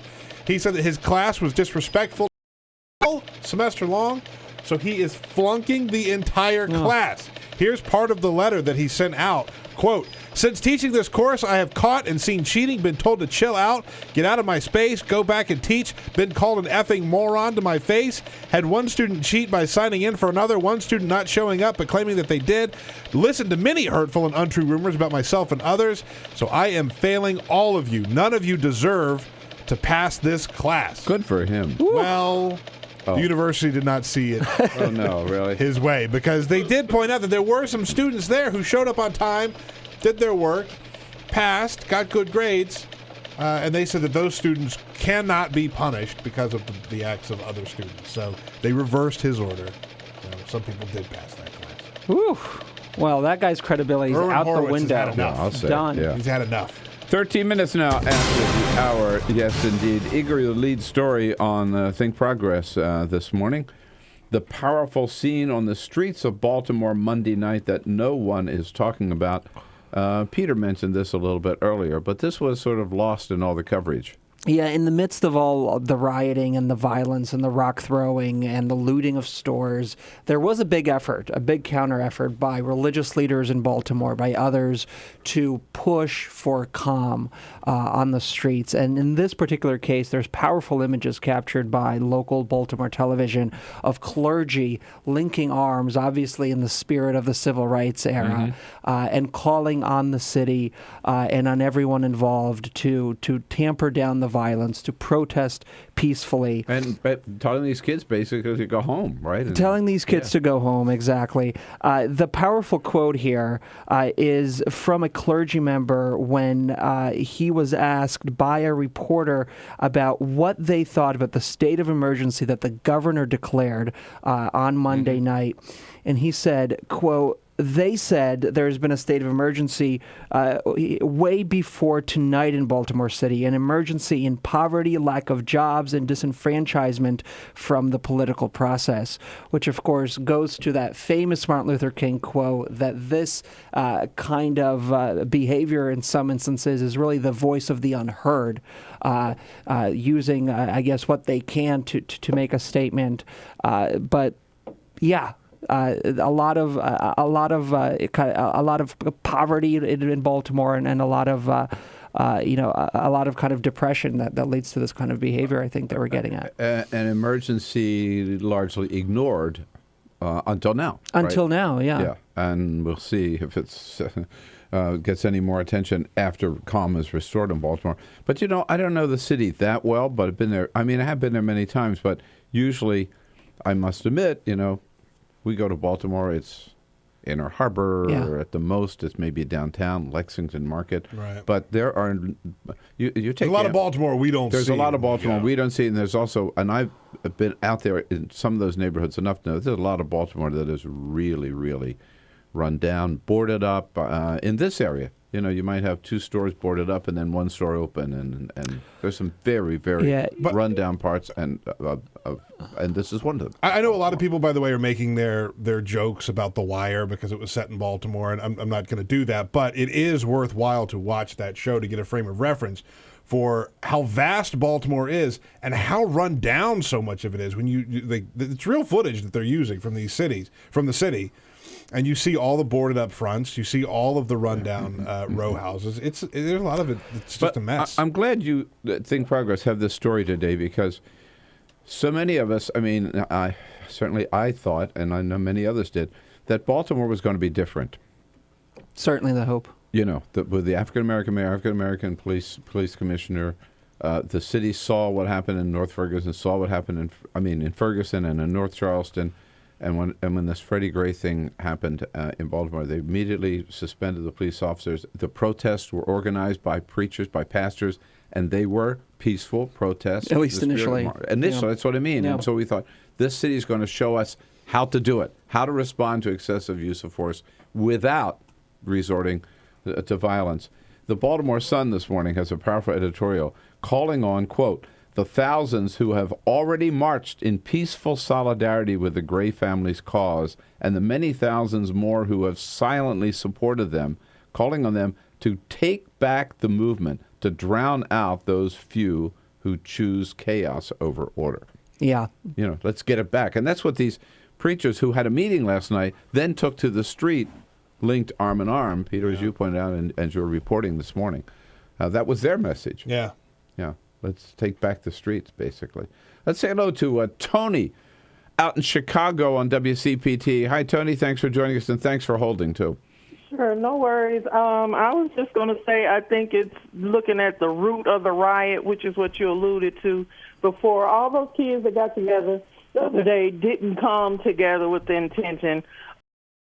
I don't think. I mean, it's a mob mentality. When the Vancouver Canucks lost a Stanley Cup, you know, there was a riot. I mean, there's a kind of anonymity in a riot that delinquents or thieves can exist in, when that's not really what the whole thing was about. And, you know, when you look at it, even you, Bill, you had a visceral reaction to seeing that violence, and you were more pissed, I think, then in your chair going off than when you heard about the brother's spine being ripped in his body. I mean, we've been so conditioned to know black men can die at the hands of the police. That same visceral reaction isn't even there, you know. And so if you want to wonder, these kids are not going to put up with what a lot of people put up with, because regardless, we react to violence more so than the so-called peaceful riots, because the bottom line is King got killed too. No, you make a good point, Tony, and I you know, it's tough for all of us to sort it out, I guess. Yeah, I really had, but I did have a visceral, I mean, believe me, a visceral reaction, I think all of us did, to seeing that video of Freddie King being dragged into that police van. It's clear. Man, he was badly injured at that point. And now I don't know what else happened in the van, but they'd already pummeled that guy before he got into the van. Yeah. I mean, I'm absolutely convinced that the police killed him. That was a case of murder on the part of those 6 police officers. And, you know, that's got to be proven in court, but no doubt in my mind. Yeah, but there's certainly something to be said for this idea of violence against black men in this way by police happens so often and so frequently that That's oftentimes we just think, you know, here we go. It's a shame there's another one, but we just kind of move on because we've accepted it as the state of affairs. And these protesters, many of them peaceful, are saying, no, this has to end. If an affluent white man was beaten by the cops to the point where his spinal cord was nearly severed and his larynx was crushed, and there were no answers as to what happened 2 weeks after the incident, it would be a much bigger news story. We would be talking about that a lot more, and we'd be getting answers. Right. At the same time, you got to say, the answer is not burning and looting and trashing and destroying your own neighborhood. No, yeah, that's true. But, you know, Peter, and if you're to come back to your example, the media coverage of the situation wouldn't be, here are these thugs out there, you know, the imagery that certainly that recalls. Marvin, calling from Jacksonville, Florida. Hey, Marvin, your turn. Good morning, Bill. Long-time listener, first-time caller. Thank you. Right. I love that line. Okay. Basically, this is entirely predictable. Concord, North Carolina, 1993. A young black man was killed by the police. Saw it firsthand. No answers. He was driven by several hospitals. He died, choked on his own vomit from being maced and beaten. Riot broke out. Rodney King situation, riot broke out. This is entirely predictable because what's happening is happening in every city. Every city is just one African-American male killing away from blowing up, because what people say it happens all the time. It happens more often than not. It's just kind of covered up and forgotten about. But any city can blow up like this because we haven't gotten to the root of the problem. We've got poor inner cities. People are struggling to make it, and no politician or anybody is really addressing the situation. How do you pull yourself up by your bootstraps if we have things happening like NAFTA, the TPP, all of these things happening, sending jobs overseas? Well, I was thinking about that this morning, Marvin. Is these kids in this high school, you might say, you know, how could they do this? I mean, it's a question I've asked myself. At the same time, what's the future for these kids? Where are the jobs for them, right? Where are the opportunities to get a college education for them? I mean, what is their future? And for many of them, there isn't any. Yeah, you know, and they don't have families. They don't have structural families to help them out. The TPP and kind of broader globalization point is important. We've never had a discussion in this country about the consequences of globalization, what it does for inner cities like Baltimore, and what we can do to counter those effects. Is it job training? Is it greater infrastructure? Those are the roots, yes, that have created this kind of situation now, or at least contributed to it.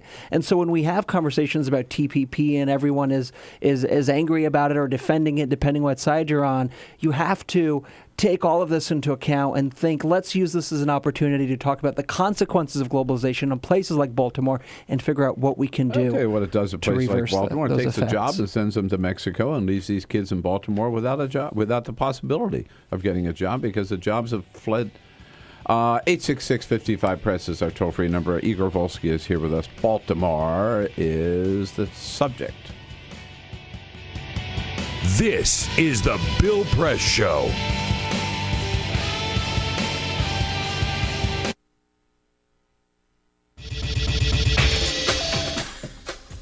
Tune into Free Speech TV for Democracy Now!, a national, independent, award-winning news program bringing you people and perspectives rarely seen on corporate media. Grunt work. Love it, hate it, useful, not useful. Necessary. Our social entrepreneurs are people who have been on the front lines of social change. I've learned so much from talking with them. This is Cafe Impact, and I'm Jonathan Lewis. I will say that I think is a challenge for anyone, especially the new workforce as they come in, is the ability to accept grunt work with grace. The most boring, awful details are the most important elements of doing this work. From the way you save names in your Rolodex to the way you bank and you deposit checks. The truth is, this work isn't glamorous, it's rewarding. You don't go into this for the glamour, you go into it for the impact. And so it takes that determination to do the scut work to actually get anywhere. It can be really challenging in a first job for someone who's coming out of finishing school to have the enthusiasm that they do to make the type of social impact that they've dreamed of. And now they're here in this first job, and all of a sudden they're shouldered with all this grunt work. And they don't understand, and they don't get it, and they're resentful. Talk more about the power of answering phones. Sure, I did that myself, took out the trash, cleaned offices when I had to, and it's all good. There's power in being a good team player and in being somebody who sometimes has to support other people's leadership before you get to have your own moment in the sun. Is it hard to wait? It is absolutely hard to wait, especially if you're an alpha female like I am. I think grunt work can help a new employee build trust internally and teach them the nuances of how an organization is run so that they can have a real good sense of what HR is doing, what finance is doing, what all the other departments are, and that actually makes them a better employee in the long run. So in my role on a daily basis, I literally can be looking at a new venture in software. We could be looking at a microfinance deal. I could be making coffee, taking out the trash, and riding a tractor on any given day. Have you found people who thought it was demeaning that they were given this job, work in the front office and make the coffee when they graduated with all A's from this great university? And, yeah, people like that just don't last very long in our world. If your approach to life is that, you're so smart and you're such a fabulous entrepreneur that you can't understand why people aren't giving you opportunities, it's really hard to advance.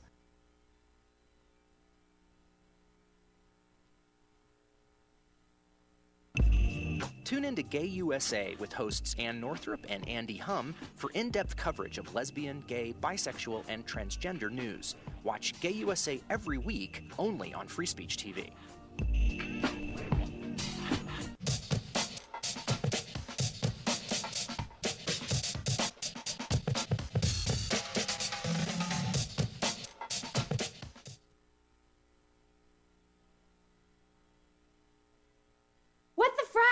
What the frack? What the frack? What the frack? President Obama, are you fracking kidding me? Reopen the EPA studies. In Texas, Wyoming, and Pennsylvania. Fracking pollutes our oceans. Fracking poisons our water. Fracking makes climate change worse. Fracking relies on toxic chemicals that cause cancer. Ban fracking now. Ban fracking now. Go on.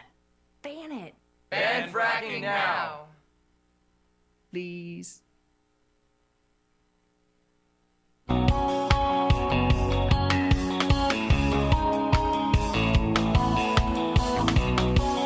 This is the Bill Press Show.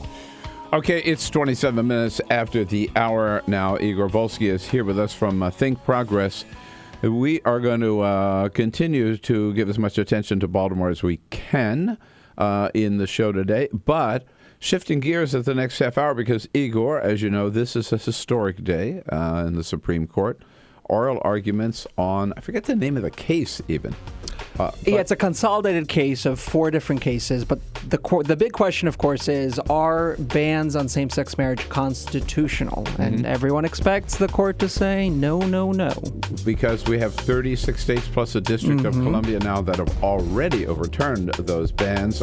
So could be that today is the first step toward making marriage equality the law of the land, which will be a great move forward for the United States. Dahlia Lithwick will join us. This Tell us all is about the Bill Press Show. This is my computer. This is your computer. Let's go on the internet. Let's go. Click it. Yes. Okay. I cursor in between the R and the E. When I say dot, I want you to just push the period. She's gonna love me all over again. That's it. Jamaica, here you come. Here we go. Good job. Thank you. Thank you. And I did it by myself. Feel smarter. So, I'm kind of new here, but I've noticed a trend. My human does this funny thing where she goes around and gets all my toys, and then she hides them in that basket by the door. But it's always the same basket, and it's always in the same place. And then she acts so surprised when I find them, but, she's putting them in the same basket. Again. It's like, hello, that's where you put it last time. You were the worst at hide and go seek.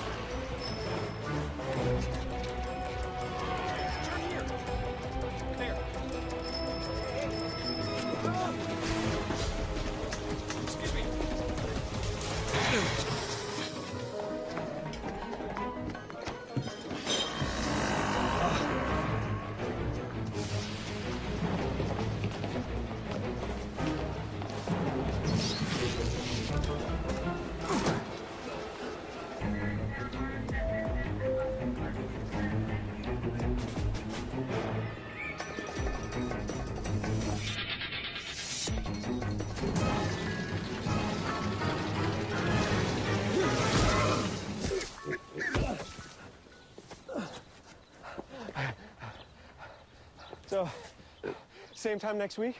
Well, of course. Put away a few bucks, feel like $1 million. For free tips to help you save, go to Feed the Pig.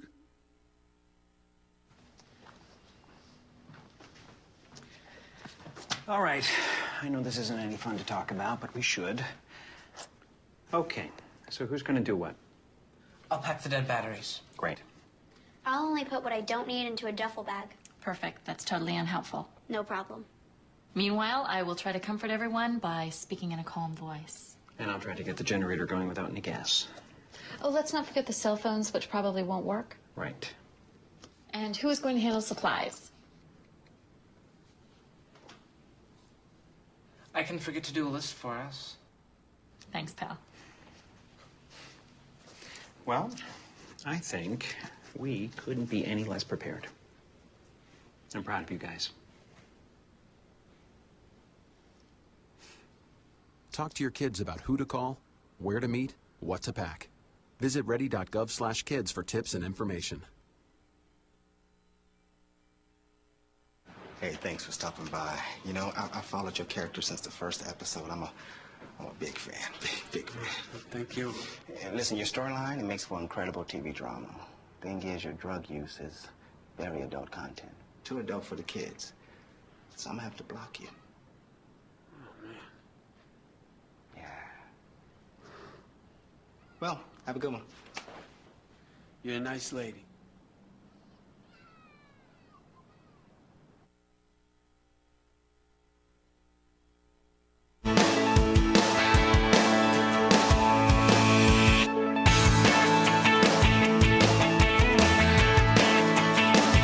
Connect with The Bill Press Show on Twitter. Follow us at BP Show and tweet using the hashtag WatchingBP. This is The Bill Press Show.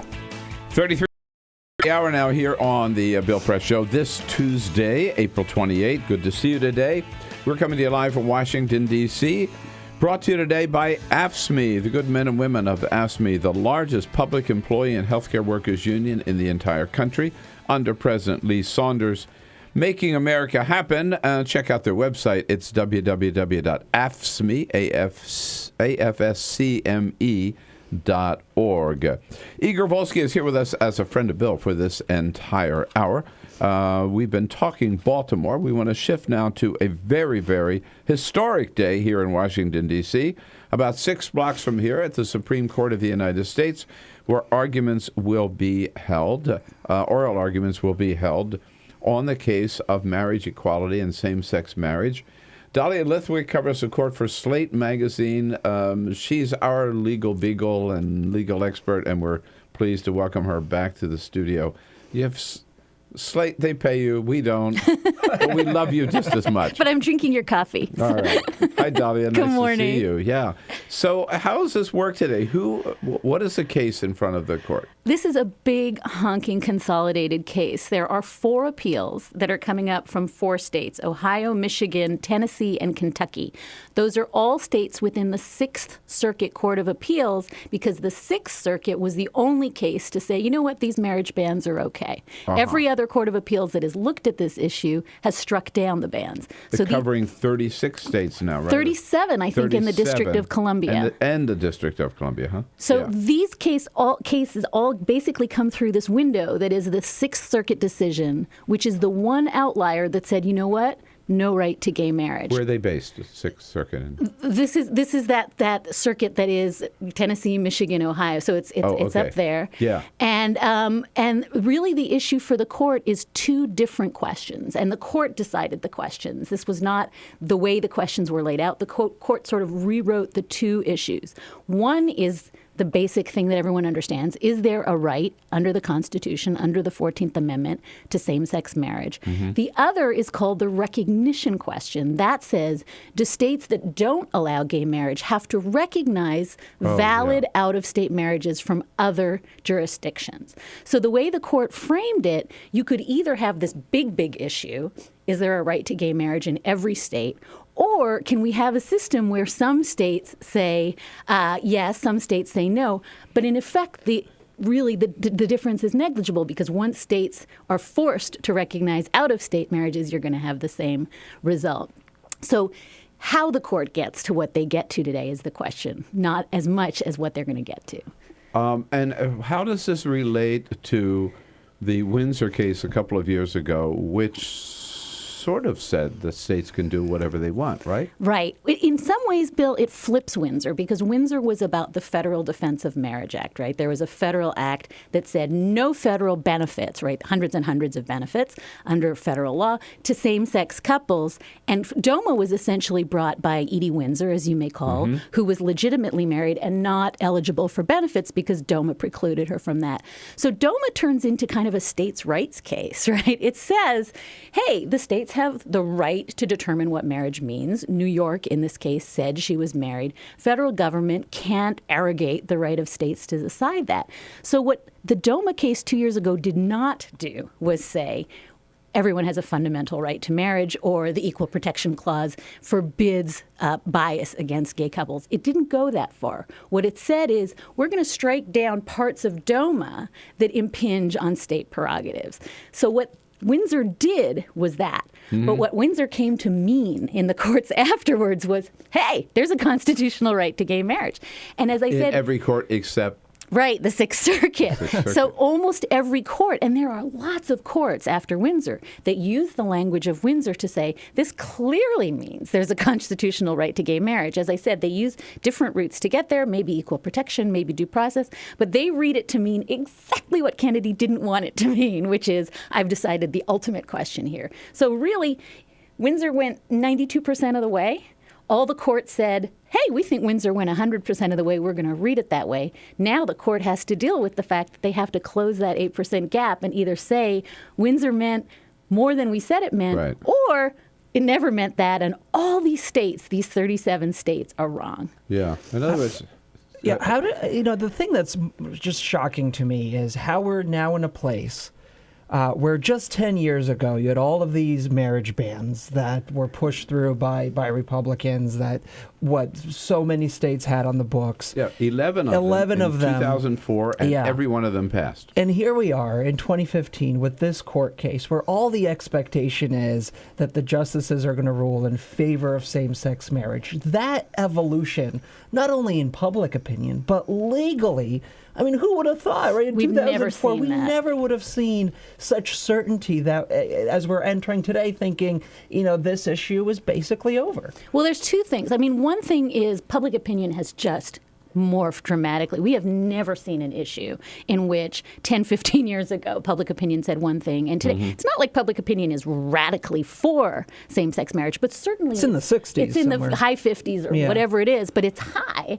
And it's changing so quickly. And we've certainly never seen courts jump out in front of the law this way. In other words, for courts to say, I read that DOMA case to mean that there's a right to same-sex marriage is enshrined in the Constitution. When all these courts got out in front of the Supreme Court, swinging for the fences, right, writing this unbelievable Loving versus Virginia kind of language about, of course there's a right, there's dignity, there's children need to have two parents. That's really dramatic too. Lawyers are supposed to be cautious people, but boy, these judges wanted to put this into play. Is there a fear though now that there's going to be pushback on the court, on these other courts for going too far? I mean, we've seen places like Indiana, elsewhere, putting in RFRA and other state laws that kind of, pull down this expansion of same-sex equality. I mean, we kind of saw it after Roe, I suppose, with the abortion debate. Is that something you think the court is fearing? Well, I think that there's no question that this religious liberty argument, which is being made now with such force, right? That was the argument in Hobby Lobby. It was the argument in the Indiana, Louisiana RFRAs, where people are saying, not only am I not going to be solicitous of gay rights, but my religion prohibits me from baking a wedding cake for them. So that's going to be the next frontier. No question in litigation. We're seeing those cases barreling toward the court. But I do think that the U.S. Supreme Court has several members who really believe in that liberty argument, that religious liberty argument, and they see religious liberty as being on a collision course with gay rights, and that is going to be a problem. Who are the parties today?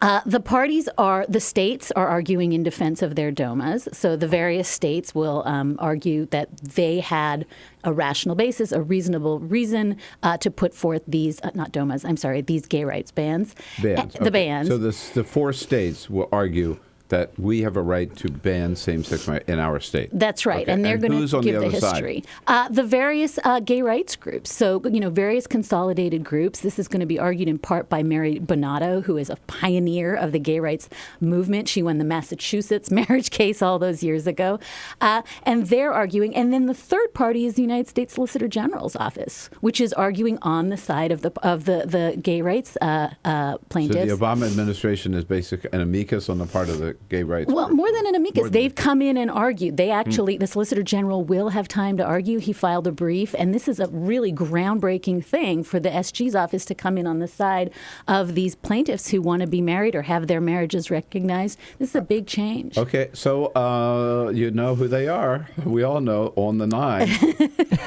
How are they breaking down? This is where the rubber meets the road, This right? is it, right. Well, so I think there's no question that there's 4 strong votes for gay rights. The 4, quote, liberal justices will do what they've always done, and I think vote to find a right to same-sex marriage in the Constitution. And how many definitely against? So that's really the question, is whether this is a 5-4 or a 6-3. And that's, where the betting gets interesting. I think that the 5th vote, if you're doing what Igor's saying and saying, I think that's what the good money, the smart money is saying, this is going to be 5-4. Kennedy votes with the liberals. Kennedy has authored the 3 landmark gay rights cases, including Windsor just 2 years ago. So I think there's a feeling that he's 78. This is his issue. He has been such a strong voice for dignity and family. So he's that 5th vote, let's say. Then the question is the chief. And that's really the interesting question, is whether the Chief Justice wants to come in and be a 6th vote, voting with the liberals, kind of Obamacare again, either because he wants to control the scope of the opinion, right? He can assign it to himself and write something narrow, or because he just doesn't want it to be the Kennedy court, and because Kennedy keeps writing these blockbuster opinions. So I still think it's 5-4. I think it's unlikely that the chief votes with the liberal. It just seems as though he wrote a dissent in Windsor saying, I can't do this, and it's hard to imagine that 2 years later he flips. But I will say the chief is the one who worries about his legacy. I was just say that. He worries about history and his kids and his grandkids, and I think he doesn't want to look like the guy who stood in the way of our generation's biggest civil rights issue. But interesting, either way, you're saying that marriage equality will be the law of the land. Well, because whether it's 5-4 or 6-3, it's a winning case. What I'm saying is that there are narrow ways to do it and broad ways to do it. So we're not sure. We could see a little fiddling with this recognition question, but I just think that Anthony Kennedy, even though this is no longer a states' rights case, right? That's why it's Windsor flipped. The states are asserting that they should have autonomy, and he loves states' autonomy. But I think he has been the Sherpa for this issue for decades. This is his issue. Michael Dorff, professor at Columbia, calls him the first gay justice because he's been such a clarion voice for gay rights. It's hard to see him balking at this last fence. Dahlia Lithwick here from Slate, Igor Volsky from Think Progress, and you are welcome to join the conversation. Historic day, very, very important day. Let's find out how you, people may want to, if they're listening and nearby, they may want to try to get in the court today, Dahlia. You can tell us how we can get a ticket. Good luck. When we come back at 866-55-PRESS. This is the Bill Press Show.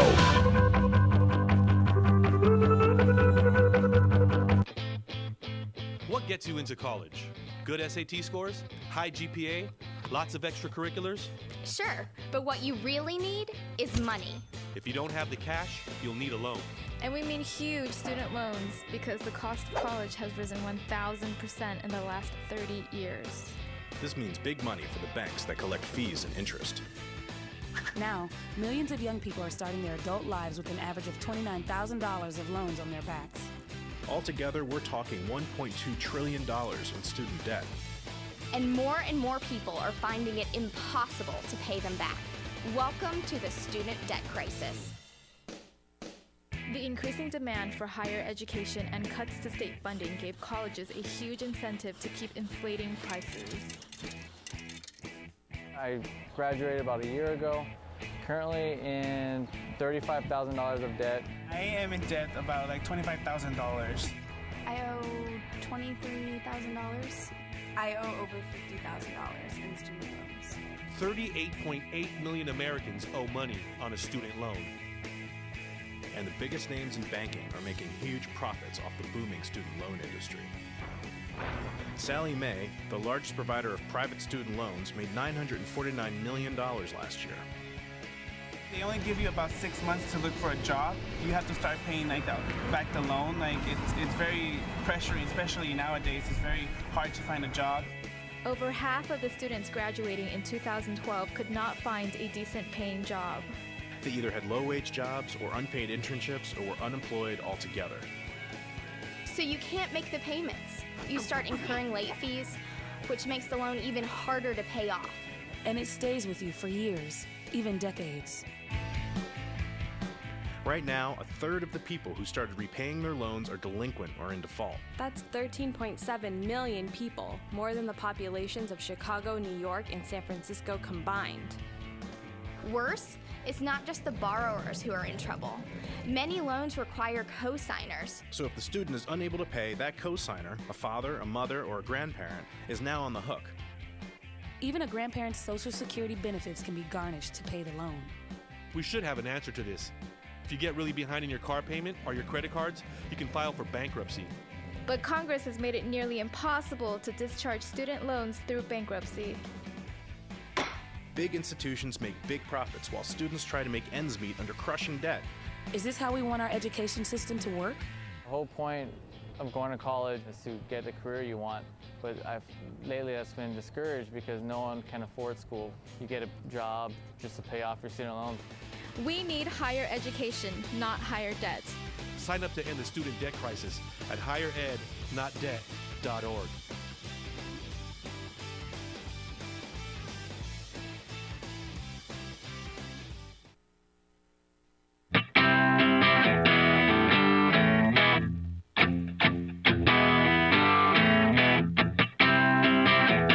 The most valuable morning radio show, according to The Nation magazine. This is The Bill Press Show.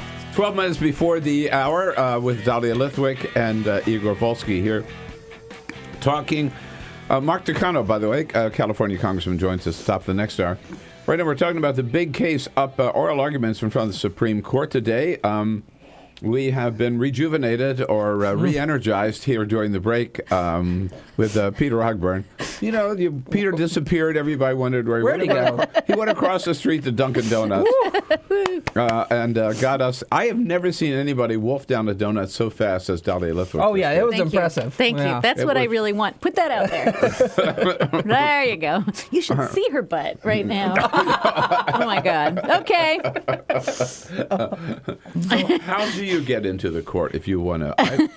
That's funny. Of all the things I've done here in Washington, you know, I've flown on Air Force One. I've never sat in the Supreme Court of the United States. Okay, well, rule one, Bill, is pick an ERISA case. Like, pick something so boring and obscure that nobody wants to go. Oh, really? Because go there for a nap. There are, in fact, exactly. Once you get in, query whether you stay awake. But you have to pick something really boring. If you want to go to hear any oral argument in the court, you have two choices. There's a line that forms to let you in, and then there's a line that lets you cycle in for 2 or 3 minutes, so you can kind of come like it's a small world, like the ride at Disney World, and then it's just a blur. You don't get to watch it. That's usually what happens. Then there's another line for members of the U.S. Supreme Court Bar. Are you a member of the U.S. Supreme Court Bar? Okay, so there you go. So then you have to stand in the line. If you wanted to see today's case, you would have had to stand in the line that started on Friday to get in. I had other plans for the weekend. And you may recall the rain. Yes, I do indeed. I was out in it. Yeah. So that line to come in, there were already, we counted yesterday morning, there were 70 people in the line at, first thing yesterday morning for 70 seats. Right.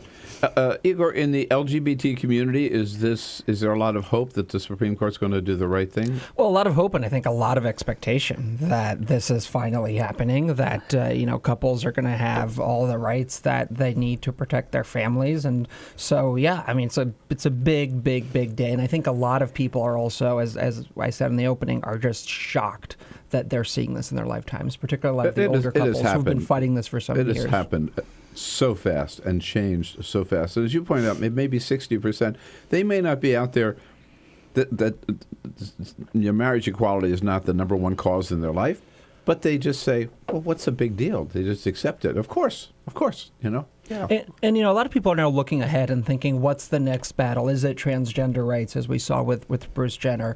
Is it employment rights, so you can't be fired because you're gay, bisexual, or transgender?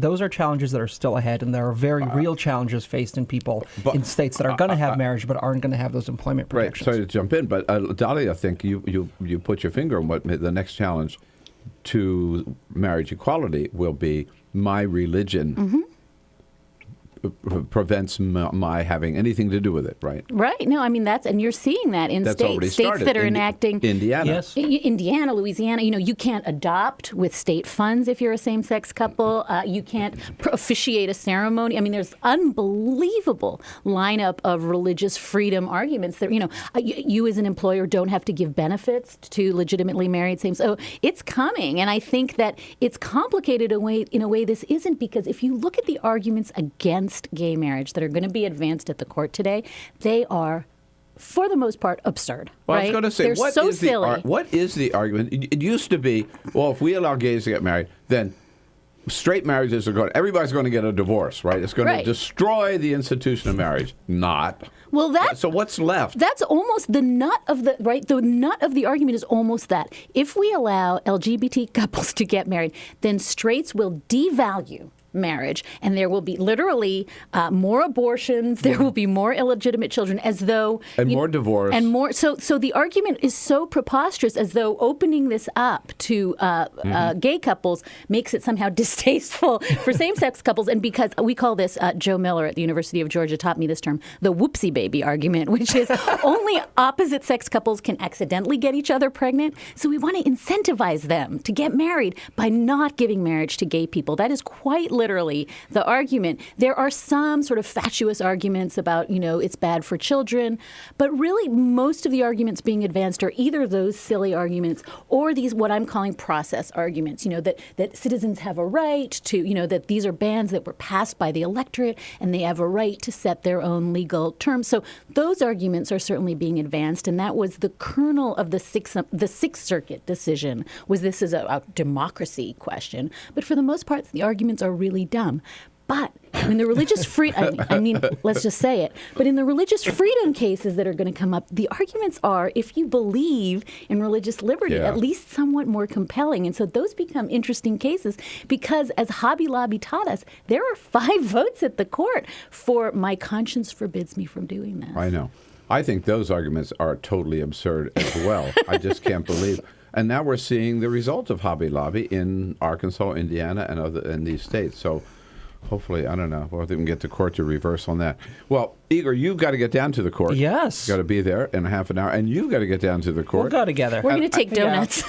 And I've got to go down there and get in line. Hurry up, Bill. So I think we'll wrap this up here. Thank you so much, Dahlia. Such Great a pleasure. To see you. Okay, Thanks, Igor, Bill. Friend of Bill. Great to see you. Dunkin' Donuts anytime. We'll be right back. This is the Bill Press Show.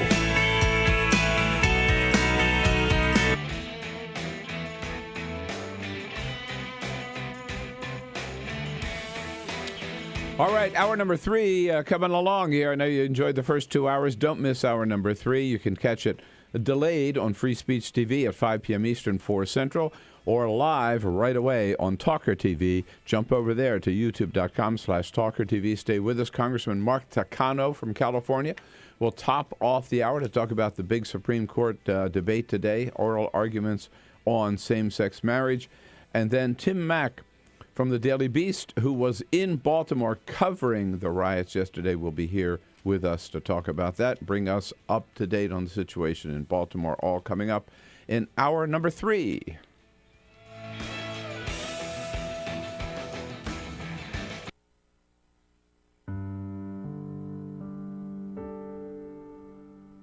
A few years ago, plastic bag waste in our city came to a tipping point. It was clear we had a bag problem. My department was tasked to reduce plastic bag consumption. We needed to come up with ways to change human behavior. So we asked ourselves, should I get back? What do people really hate? Yep. getting punched in the stomach. Preliminary studies showed that the consequences weren't severe enough to warrant behavioral change. Actually, can I get that double bagged? So we thought, what do people hate more than getting punched in the stomach? Kissing Helga. Hey, big boy. People didn't find her so offensive after all, so we had to get creative. How many bags? Okay, now, pour this ice water down your pants. We tried everything.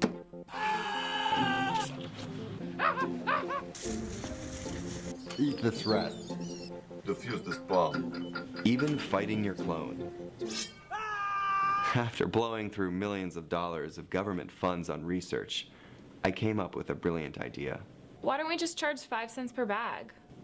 That's a stupid idea. Would you like a bag? Yes. 5 cents a bag. 5 cents? 5 cents? Do I still have the option of getting punched? Honestly, I don't know how everyone else missed it. Why don't you just get a reusable bag?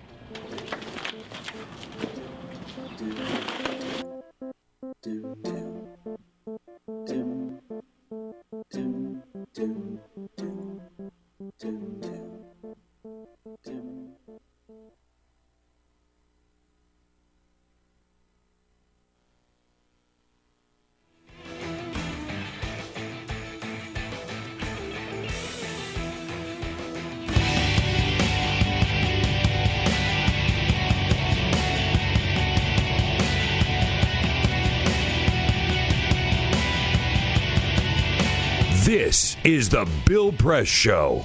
Congressman Mark Takano from California up at the top of the next hour. President Obama at the White House today. It is all day. He's going to be involved by hosting the Prime Minister of Japan, Prime Minister Abe, Shinzo Abe. There's a big official state welcome on the South Lawn at 9 o'clock. Those are all very festive. 10 o'clock, they'll be meeting in the Oval Office. At noon, they hold a joint news conference in the Rose Garden. And then this evening, the big state dinner, welcoming the Prime Minister, having a big photo taken. They do their toast. And then entertainment tonight with the Jersey Boys music. How about This that? Mark is the Takano Bill coming up Press next. Show.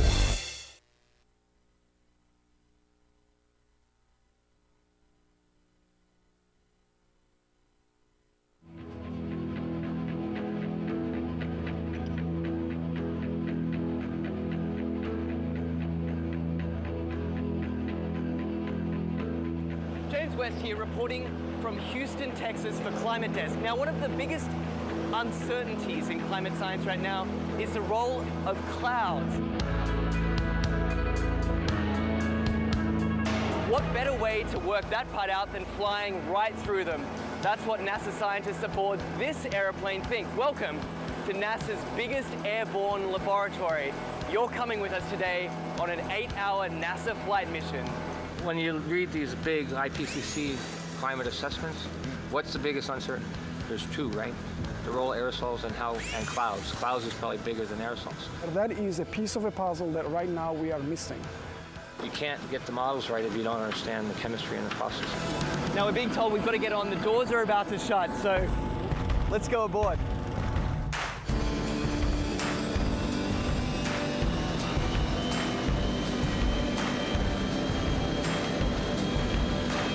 Every time you turn on the weather, every time you hear a climate change prediction, that information has to come from somewhere. And it starts by getting sucked out of the air from planes like this.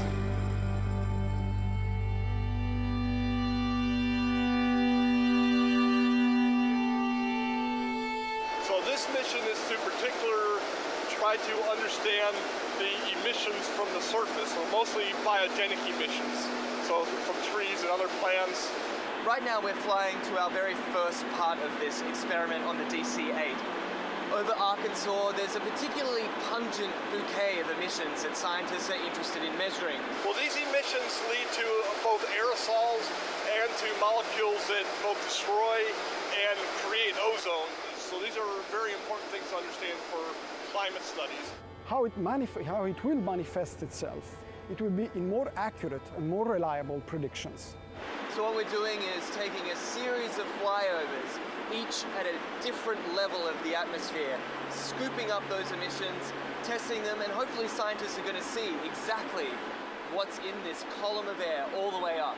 The data that we collect in one flight can keep busy 60 scientists and students for 3 years, 4 years. We're still studying data from data collected 20 years ago. In fact, this particular mission today is its most heavily equipped in its nearly 30 years of service. Each one of these consoles here is a specially equipped scientific instrument designed to collect all sorts of different data in real time. And this instrument here tracks the sun. We're looking at mist chambers. They're used to strip soluble gases. This black line is the CO2. It's about 390 ppm right now. We're putting these filters in the bags that we've got the aerosols that we trapped out of a certain amount of air. And so we're sampling up here about 150 liters a minute. That ultimately flows back into the operational models. It flows back into what goes on TV every day.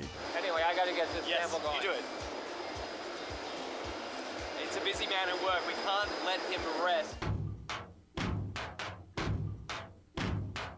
Well, get this. We've just spent 2 hours crisscrossing this one cloud formation. In, back out again, back in again. Then they grow, and we track them as long as we can, and then we let it go. Even one cloud can hold a host of answers to the mysteries of climate change. The patterns of, where the clouds are, what type of clouds we see, what kind of weather systems they're associated with it, that'll all be shifting in a shifting climate, in a world with climate change. Then the big spark is this, is when we actually get the meat on the grill. And then it will be some time to process it.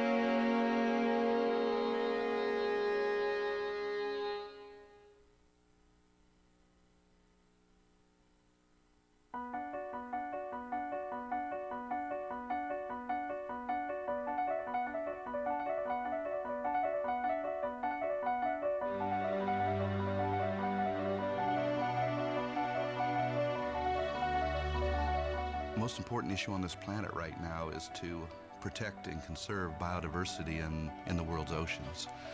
And I don't think people realize just how intimate our connection is with the oceans themselves. Not only do they provide the very foundation of life and control our weather, but life just simply could not exist without a healthy ocean. The real problem, though, is apathy. It's all out of sight.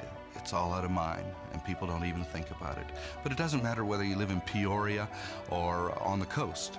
The fact is, whatever happens in the ocean affects all life forms on the planet Earth. If the oceans die, then civilization collapses. We all die. We cannot live on this planet without the oceans. This is, in fact, not the planet Earth. It's the planet ocean, but because we're a land-dwelling species, we refer to it as Earth. But it is the planet ocean, and the oceans are the heart and the foundation of all life on the planet.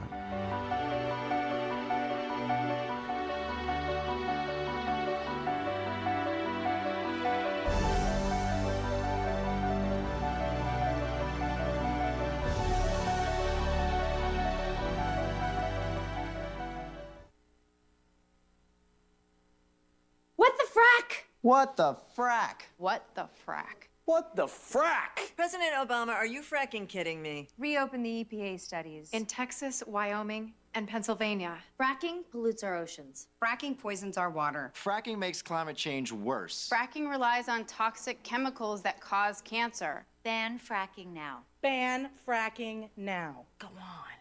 Ban it. Ban fracking now. Please. Two anti-government, self-described revolutionaries have shot up a pizza restaurant as well as a Walmart in Las Vegas. The internationally syndicated political series, The David Pakman Show, provides progressive talk, analysis, and interviews with the nation's youngest radio and television host, David Pakman. Find out more and catch up on all the latest episodes by visiting our website at freespeech.org. broadcasting around the nation, on your radio, on your TV, and online. This is The Bill Press Show. Appeals for calm in Baltimore after a night of looting and violence and rioting. All eyes on Baltimore today and all eyes on the Supreme Court here on The Bill Press Show this Tuesday, April 28th. Good to see you, folks. Thanks so much for joining us here on your local progressive talk radio station, coast to coast. Good to be with you in Radioland. Here on Free Speech TV, great to see you, coast to coast as well, and worldwide on our video stream, youtube.com/TawkrTV. It's a very news-filled day. The Prime Minister of Japan at the White House all day today. A curfew underway begins today in Baltimore with the National Guard moving in to restore order in that city after a night of violence, and the Supreme Court taking up the historic argument of marriage equality for all 50 states. This is the kind of day we were born for here on the Bill Press Show, and we'll cover it all with you on our final hour together today with the help of a good friend from California, Congressman Mark Takano, representing California's 41st, right? 41st Congressional District. Congressman, it's good to see you. Good seeing you always, Bill. Thank you. We go way back, as we said before, to days of the California Democratic Party when I was chair, and Mark was one of my most loyal and hardworking lieutenants down in the Inland Empire. And today even kind of harkens back to those days. As you recall, when you were chairman, I was in a tough congressional race. My sexual orientation became the subject of the campaign, and I was outed in that campaign with homophobic campaign tactics. And it's hard to believe we're here today, Bill, to talk about what we're talking about. You not only survived, but you moved up, right? Member That's right. Congress now for, this is which term? My second term. So term. I was reelected in a not so easy midterm year, and it just goes to show you just how much times have changed. Yeah, absolutely, and perseverance pays off as well. Joining our team here, Congressman Peter Ogburn and Elisa Murphy. Hey, guys. Hey. Hey, good morning. Alicia Cruz here. We'll take your calls at 866-55-PRESS about Baltimore, about the Supreme Court, about anything on your mind, particularly the topics we're talking about. And we thank also Cyprian Bolding, our videographer, for keeping us looking good on Free Speech TV and on TawkrTV. We'll jump back up to Baltimore at the half hour with Neil Franklin, who is a former Maryland State police officer and a good friend of the program, on the scene up in Baltimore. First, we'll get to the Congressman on the issues facing the Congress and the court today. But first, Peter, Congressman, with the big stories of the day, as you know. Yes, indeed. Just a couple of other stories making news. We go to Baltimore, where riots and protests broke out in the street yesterday. And one of the things that hadn't really been thought about is the Baltimore Orioles. The Orioles had a game last night that was postponed due to the violence in the streets. And Major League Baseball is going to announce their decision by 9 o'clock this morning whether or not they are going to play a day game at Camden Yards to make up for it. Now, the other issue they have here is the curfew that's going to be coming up, because a lot of baseball games aren't over by the time that the curfew would go into place. So there are a lot of different options. One of them could even be them playing in Washington, D.C., but they're working on a plan. Yeah, the Nats are out of town. They're trying to figure this out. They're going to have a decision here in a couple moments here. We'll figure out how the Orioles. If there's a 10 o'clock curfew, there's no way they can have a ball game tonight. It would be extremely tough. Yeah, extremely tough. I expect a lot of people in my neighborhood. I live down there. Oh, yeah, then there you go. Apple yesterday pulled off a pretty amazing feat. They announced their earnings. They're pretty impressive, man. They are pretty impressive. Overall, their earnings surged 33%. They announced that they sold 61.2 million iPhones in the 3 months that ended March 20th. That's up 40% from the year earlier. And they saw an increase of 72% just in China alone of the iPhones that they sold. So a huge quarter for Apple yesterday. God, phenomenal. Isn't that crazy? Tim Cook is one phenomenal businessman. Right? Everybody said, no, who can ever follow Steve Jobs? But they found him. Yeah, apparently. And here in Washington, D.C., who says there's a housing bubble? In the DuPont Circle area, you can buy a garage for the low, low price of $900,000. It's just a room. It's just a room for you to park your car. I'm going to tweet a link to the story. Gawker picked it up yesterday so that you can take a look at the photos of it at BP Show. Make sure you check that out. But it's literally just a garage for you to park your car. All right, Congressman, you need a little. Wow. Yeah, and if you're living in DuPont Circle, you got a metro stop right there. You don't need your car. That's right. Yeah, exactly. All right. Thank you, Peter. Yes, indeed. Congressman, where to start? There's a lot to talk about, but I want to start something that is now a couple of weeks old, but still I find it very, very interesting. You were down in Panama with the president and Congressman Sam Farr and some others on the congressional delegation for the Summit of the Americas. Yes. Yeah. What came out of it that you saw? What was the high point for you? Well, the high point was meeting with 8 different heads of state, which my senior colleague, who's been here many years, Sam Farr, said was extraordinary. He, in his many years of Congress and different congressional delegations, said that was a really extraordinary thing. And these were all, heads say, from the Americas, right? Central America, South America. I mean, we met with the Northern Triangle presidents, Guatemala, El Salvador, and Honduras, Costa Rica, Haiti, Colombia, Paraguay. Yeah. Just the foreign minister of Mexico. So we discussed a lot of hemispheric issues.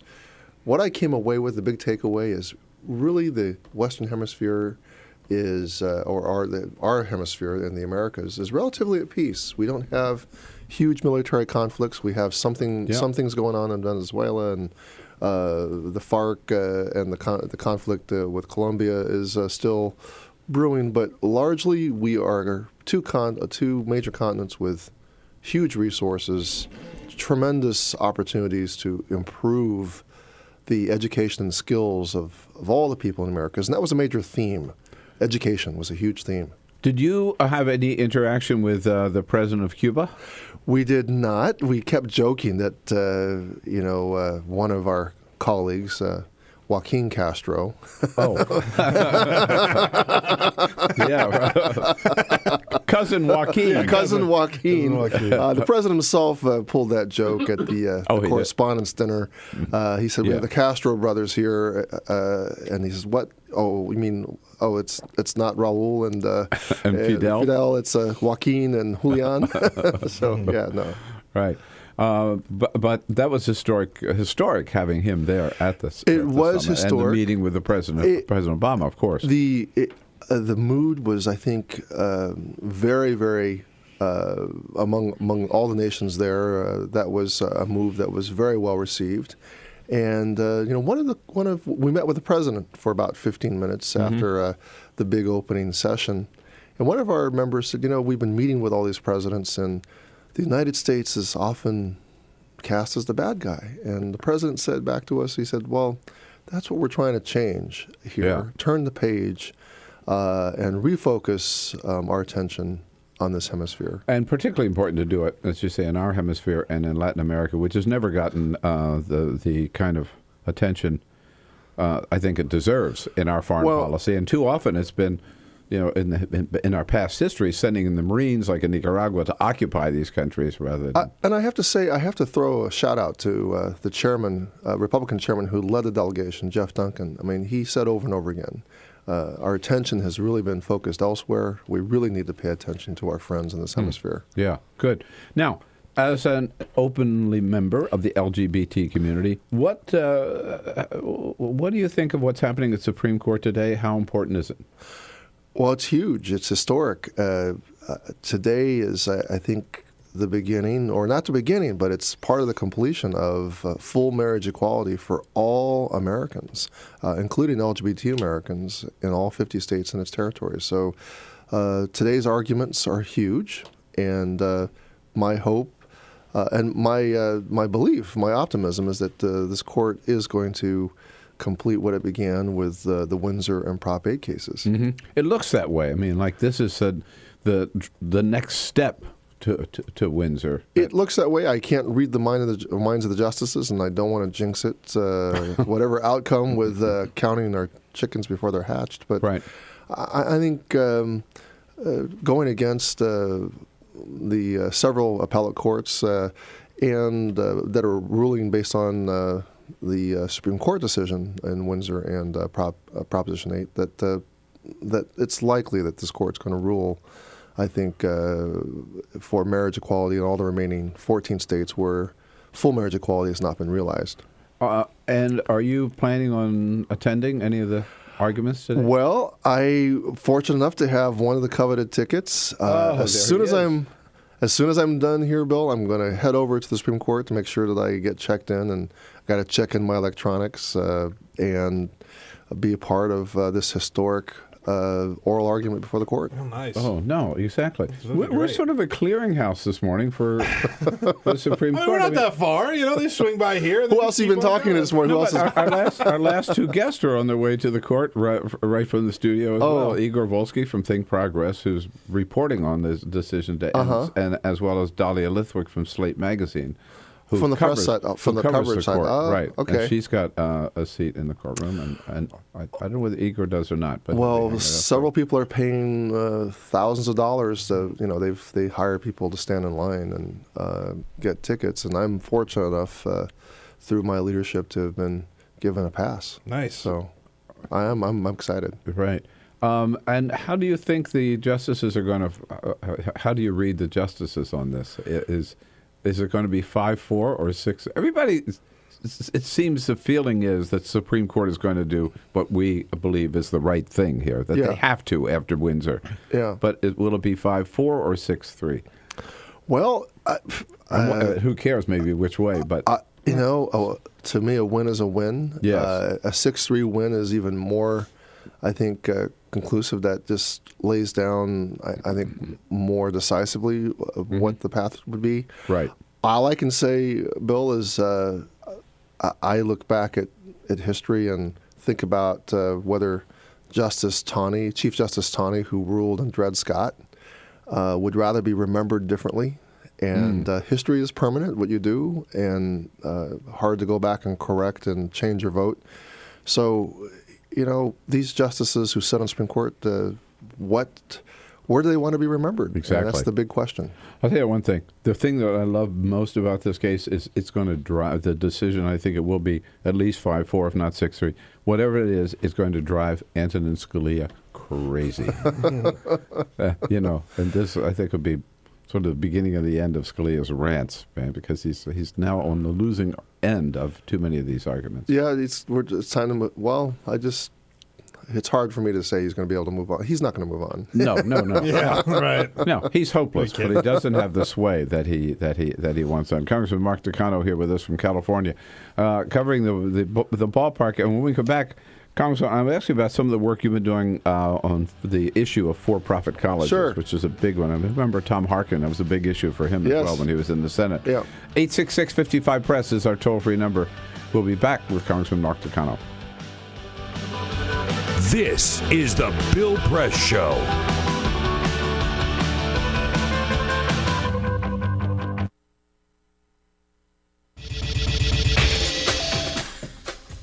Tune into Free Speech TV for Democracy Now!, a national, independent, award-winning news program bringing you people and perspectives rarely seen on corporate media. Grunt work. Love it, hate it, useful, not useful. Necessary. Our social entrepreneurs are people who have been on the front lines of social change. I've learned so much from talking with them. This is Cafe Impact, and I'm Jonathan Lewis. I will say that I think is a challenge for anyone, especially the new workforce as they come in, is the ability to accept grunt work with grace. The most boring, awful details are the most important elements of doing this work. From the way you save names in your Rolodex to the way you bank and you deposit checks. The truth is, this work isn't glamorous, it's rewarding. You don't go into this for the glamour, you go into it for the impact. And so it takes that determination to do the scut work to actually get anywhere.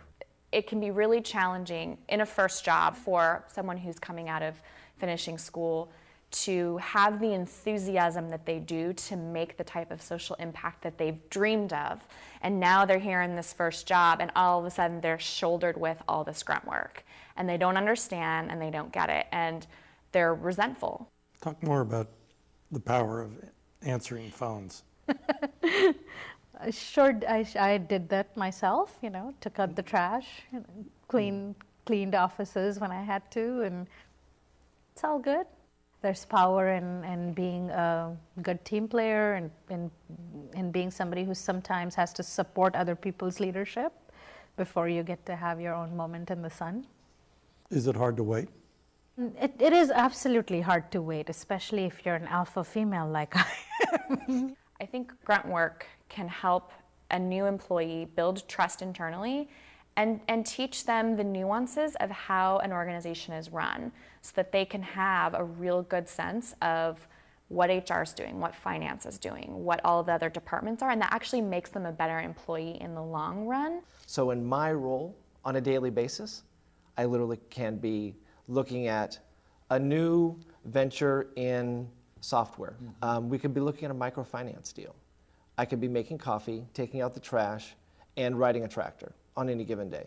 Have you found people who thought it was demeaning that they were given this job, work in the front office and make the coffee when they graduated with all A's from this great university? Yeah, people like that just don't last very long in our world. If your approach to life is that, you're so smart and you're such a fabulous entrepreneur that you can't understand why people aren't giving you opportunities, it's really hard to advance.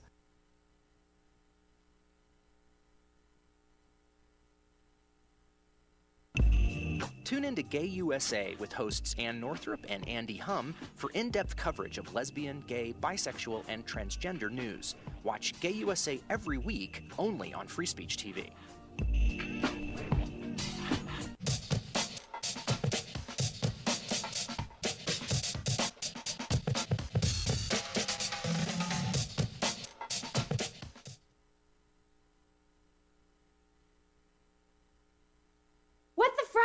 What the frack? What the frack? What the frack? President Obama, are you fracking kidding me? Reopen the EPA studies. In Texas, Wyoming, and Pennsylvania. Fracking pollutes our oceans. Fracking poisons our water. Fracking makes climate change worse. Fracking relies on toxic chemicals that cause cancer. Ban fracking now. Ban fracking now. Go on. Ban it. Ban fracking now. Please.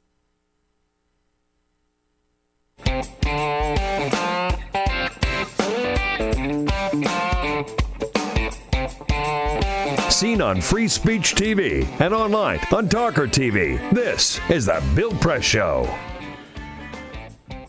24 minutes after the hour, Neil Franklin, former major in the Maryland State Police in Baltimore, will be joining us at the half hour. Here in studio with us now is Congressman Mark Takano from California, talking about a whole variety of issues. Congressman, I have to ask you about the Bruce Jenner interview with Diane Sawyer. How do you read this? I mean, this is an issue, an important issue, but most Americans know little about. Now we know a lot more about it, right? Well, Bruce Jenner couldn't be a more perfect person to, come out or reveal to America that he's transgendered. I remember Bruce Jenner back when I was a teenager and looking up to him as that decathlon, the winner of the Olympic decathlon. Yeah. And I think he really will open up a lot more understanding among Americans about what it means to be a transgender person. And we tweeted out immediately, our congratulations to him. And we said something like, we each have our own journey, and to lead that journey honestly and with courage, we wanted to recognize and mark that moment with respect.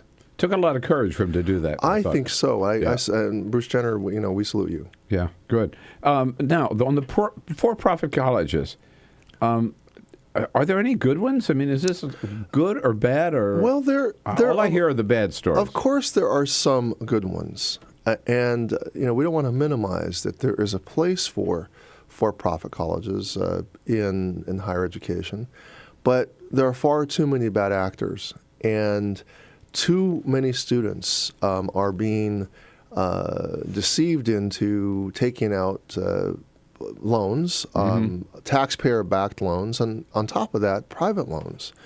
And we have a bill. I have a bill that I'll be announcing in the next couple of days called the Pro Students Act.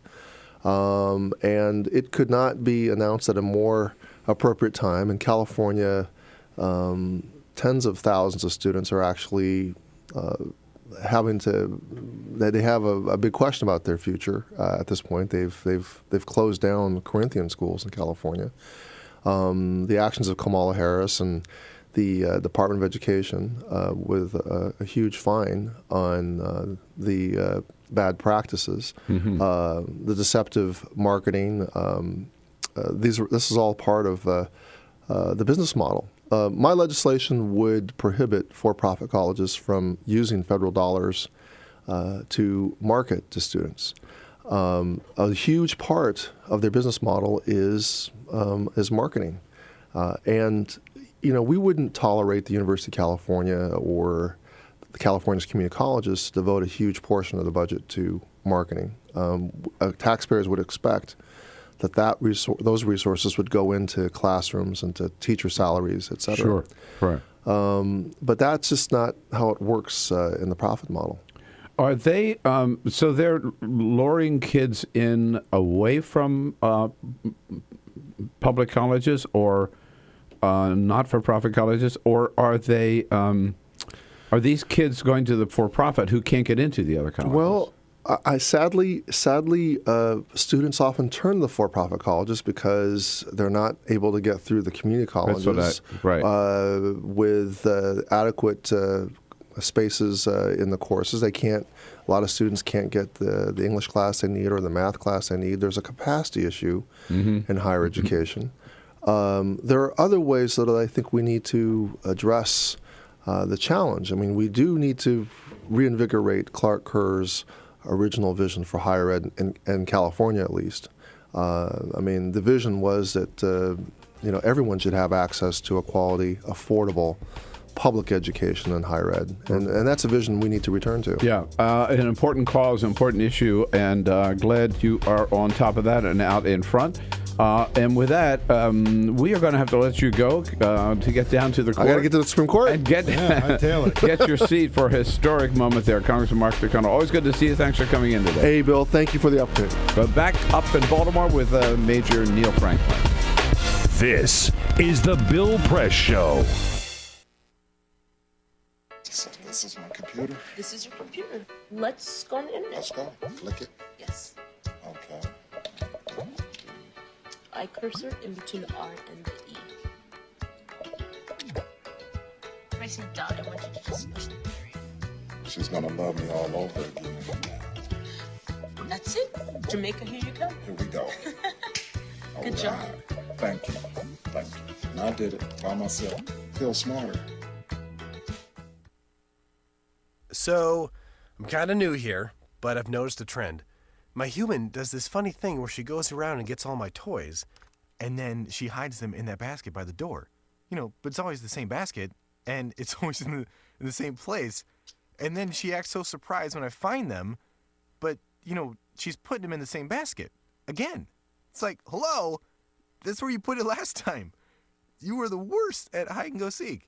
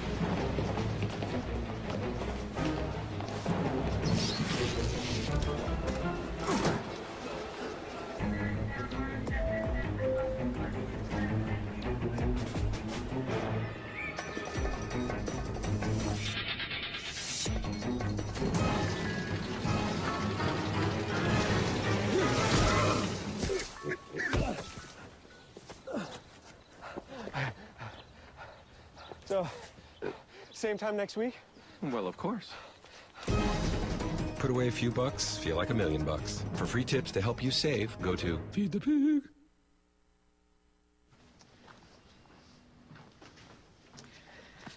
All right. I know this isn't any fun to talk about, but we should. Okay. So who's going to do what? I'll pack the dead batteries. Great. I'll only put what I don't need into a duffel bag. Perfect. That's totally unhelpful. No problem. Meanwhile, I will try to comfort everyone by speaking in a calm voice. And I'll try to get the generator going without any gas. Oh, let's not forget the cell phones, which probably won't work. Right. And who is going to handle supplies? I can forget to do a list for us. Thanks, pal.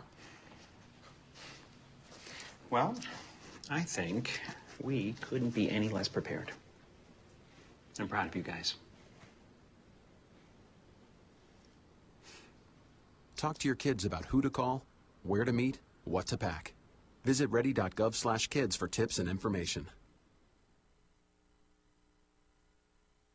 Hey, thanks for stopping by. You know, I followed your character since the first episode. I'm a big fan. Big fan. Thank you. And listen, your storyline, it makes for incredible TV drama. Thing is, your drug use is very adult content. Too adult for the kids. So I'm gonna have to block you. Oh, man. Yeah. Well, have a good one. You're a nice lady.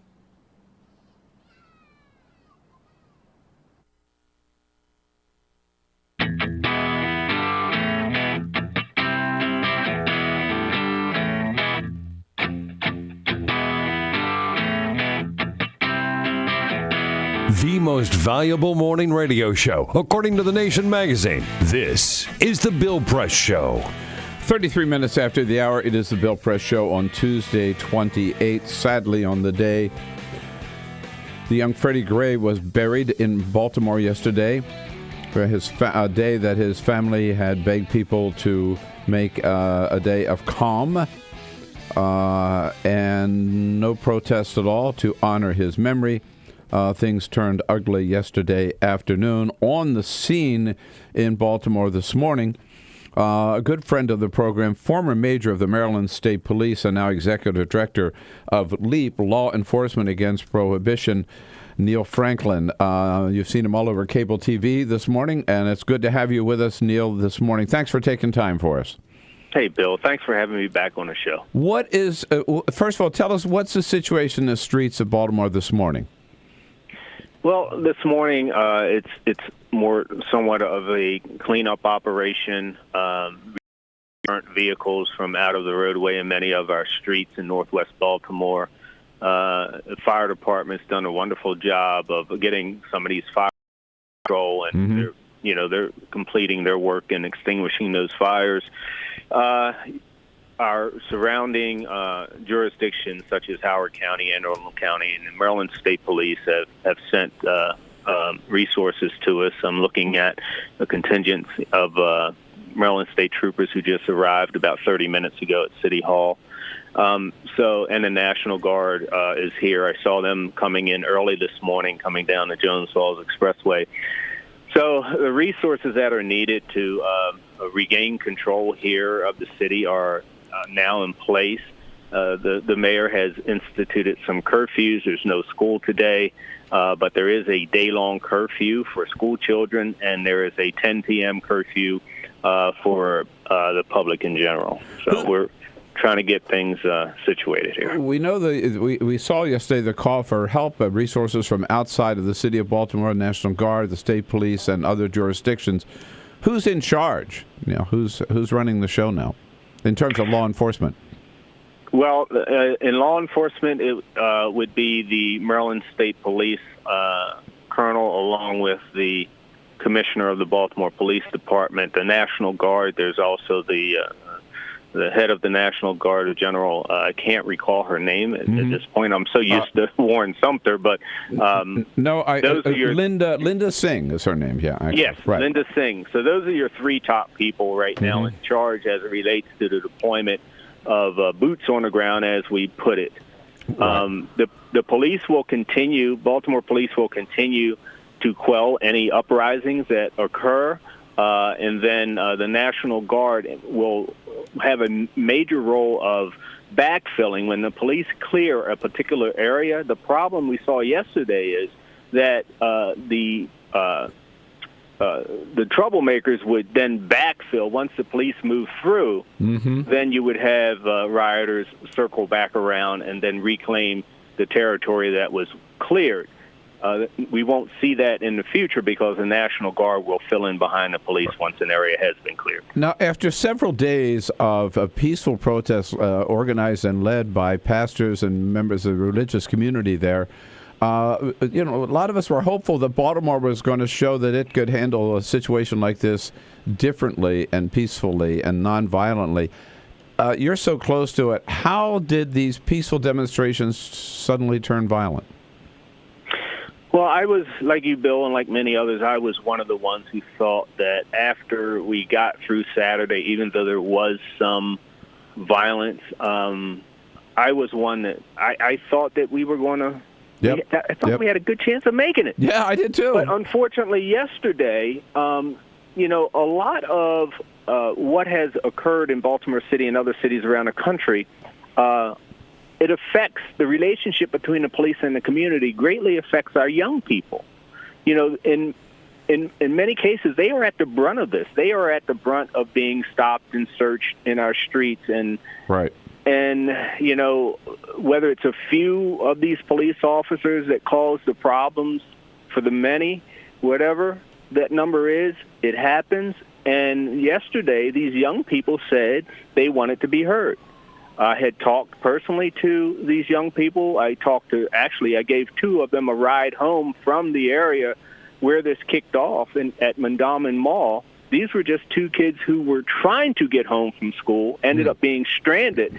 And in talking to them, they said, well, young people, they wanted to be heard too, so they amassed this protest, which got out of hand, and which began, it only takes one or two people, young people. It only takes one or two to hurl the first rock or bottle, and then everybody wants to join in because for some reason they think it's fun, but it's not. It's very dangerous. And we've got 15 police officers that have been injured, 6 severely, and we have no idea how many citizens also may have been hurt in that melee yesterday. Were there gang members involved, gang activity, gang leaders who were stirring it up? I'll be honest with you.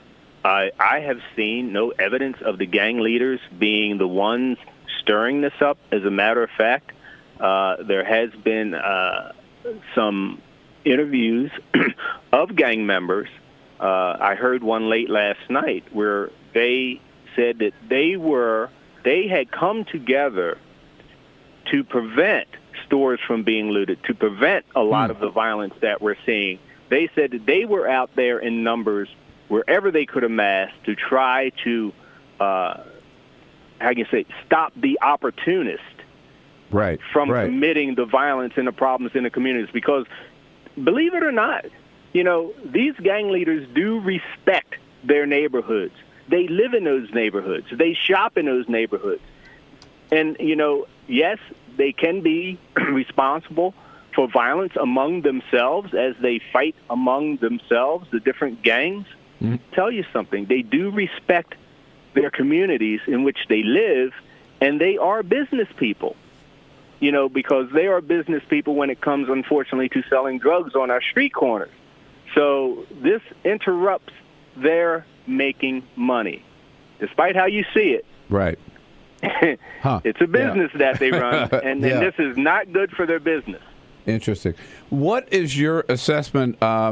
There's been some criticism of the mayor in particular for taking too long. Call on the governor to call in the National Guard, and the mayor's comments about, at one point, making room for those people who want to destroy, which she said certainly didn't mean to encourage people to violence. But how do you assess her role?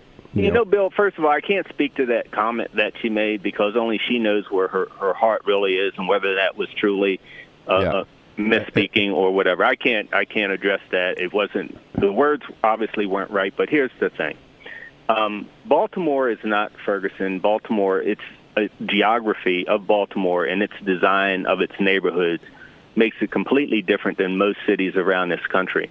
Most cities around this country, they're poor areas of blight, might be one or two isolated areas from the rest of the city for the most part, away from the middle class and upper class. Baltimore City has blight peppered everywhere. Whether you're in East Baltimore, West Baltimore, Northwest Baltimore, Southwest Baltimore, you have these areas peppered throughout the city with prominent areas in between, wealth in between. So it's very difficult. Now, I don't know the details of the intelligence that the police and the mayor's office had yesterday, but no mayor wants to have to resort to calling in the National Guard. And, you know, like we said at the beginning of the program, we thought that I think we made it through something and we're going to be heading in the right direction. You know, deployment in such a city of the limited resources you do have within your police department is very difficult. And there's been some talk about, when they did deploy, the hundreds that did deploy yesterday of police at the mall, well, they weren't making arrests. They were allowing people to throw these rocks and bottles. You have to know the business of working these lines. You have to have enough resources on scene because you need your line of police officers. You need a backup line. You need an arrest team, multiple arrest teams. So you just can't start grabbing onto people and locking them up. Right. You've got to have your plan and resources in place on site. And another problem with this, law enforcement in these operations, they have to stay together in a unit as they do this work. They can't just split up and start running off on their own. Well, the crowd can split up and run off on their own in any direction, and that's what happened yesterday. So where the police would go through, the crowd would split up and come in and backfill where the police had been. Yeah, it was pretty clear. And the last thing you want is for these crowds to come up behind you. Well, we can only hope that the calm continues today, and then the city will have a chance to rebuild. And I know there are a lot of demands on your time today, so I can't tell you how much we appreciate you taking time for us and your good work as always. We'll see you back in the studio one of these days soon. You bet, Bill. Thanks a lot. All right. Thanks for having me. Neil Franklin, Major of the Maryland State Police, and also does great work as head of law enforcement against prohibition. And we got to get him in again to talk about all the other things going on. Yeah, the pot scene is changing fast, too. We'll be right back here on The Bill Press Show. This is The Bill Press Show.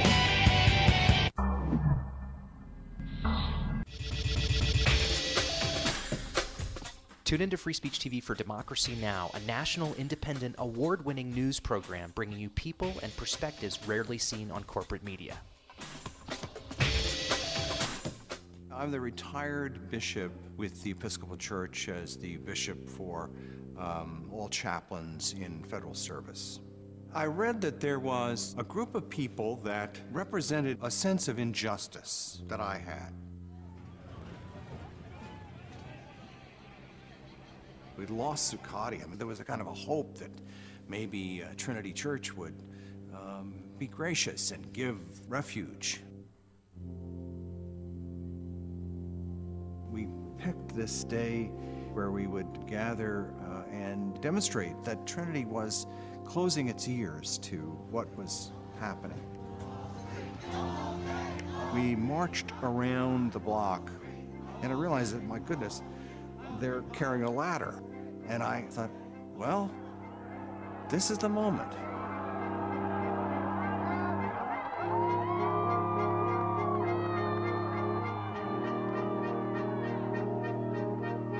You could feel a spiritual presence. You could feel a certain something.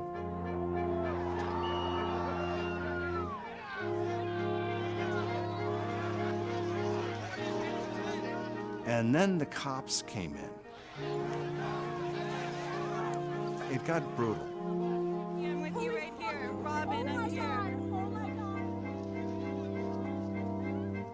The church needed, in this moment in history, to stand alongside of these protesters.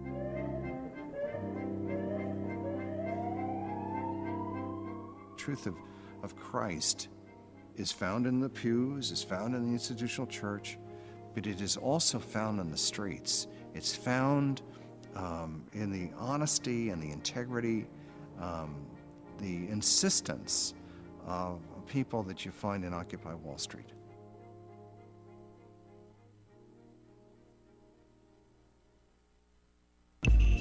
Tune in to Gay USA with hosts Ann Northrup and Andy Hum for in-depth coverage of lesbian, gay, bisexual, and transgender news. Watch Gay USA every week, only on Free Speech TV.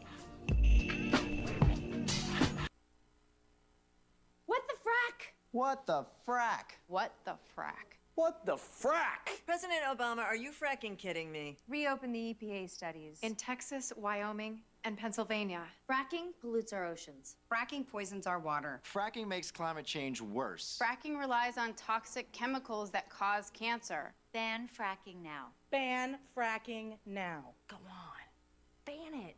Ban fracking now. Please.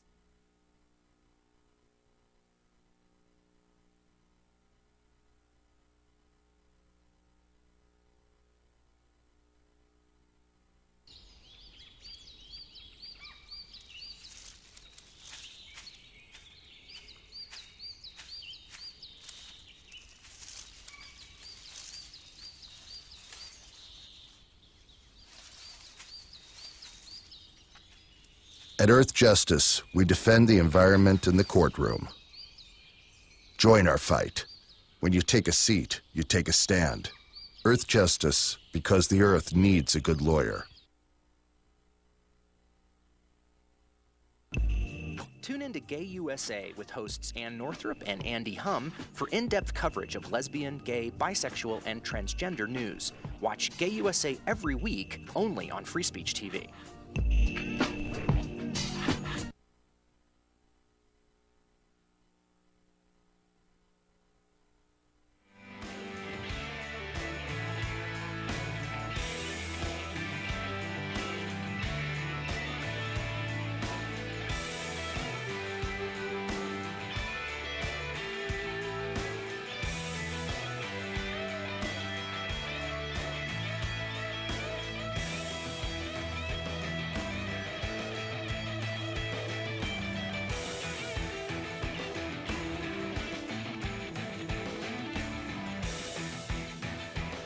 Twelve minutes before the top of the hour, winding up here the Bill Press Show on this Tuesday, April 28th. We're just talking with Major Neil Franklin up in Baltimore, also there yesterday, covering the events in Baltimore for the Daily Beast. Our good friend Tim Mack joins us on our news line this morning.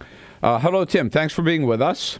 Hey, good morning. So tell us the scene as you saw it yesterday in Baltimore. Where were you? What did you see?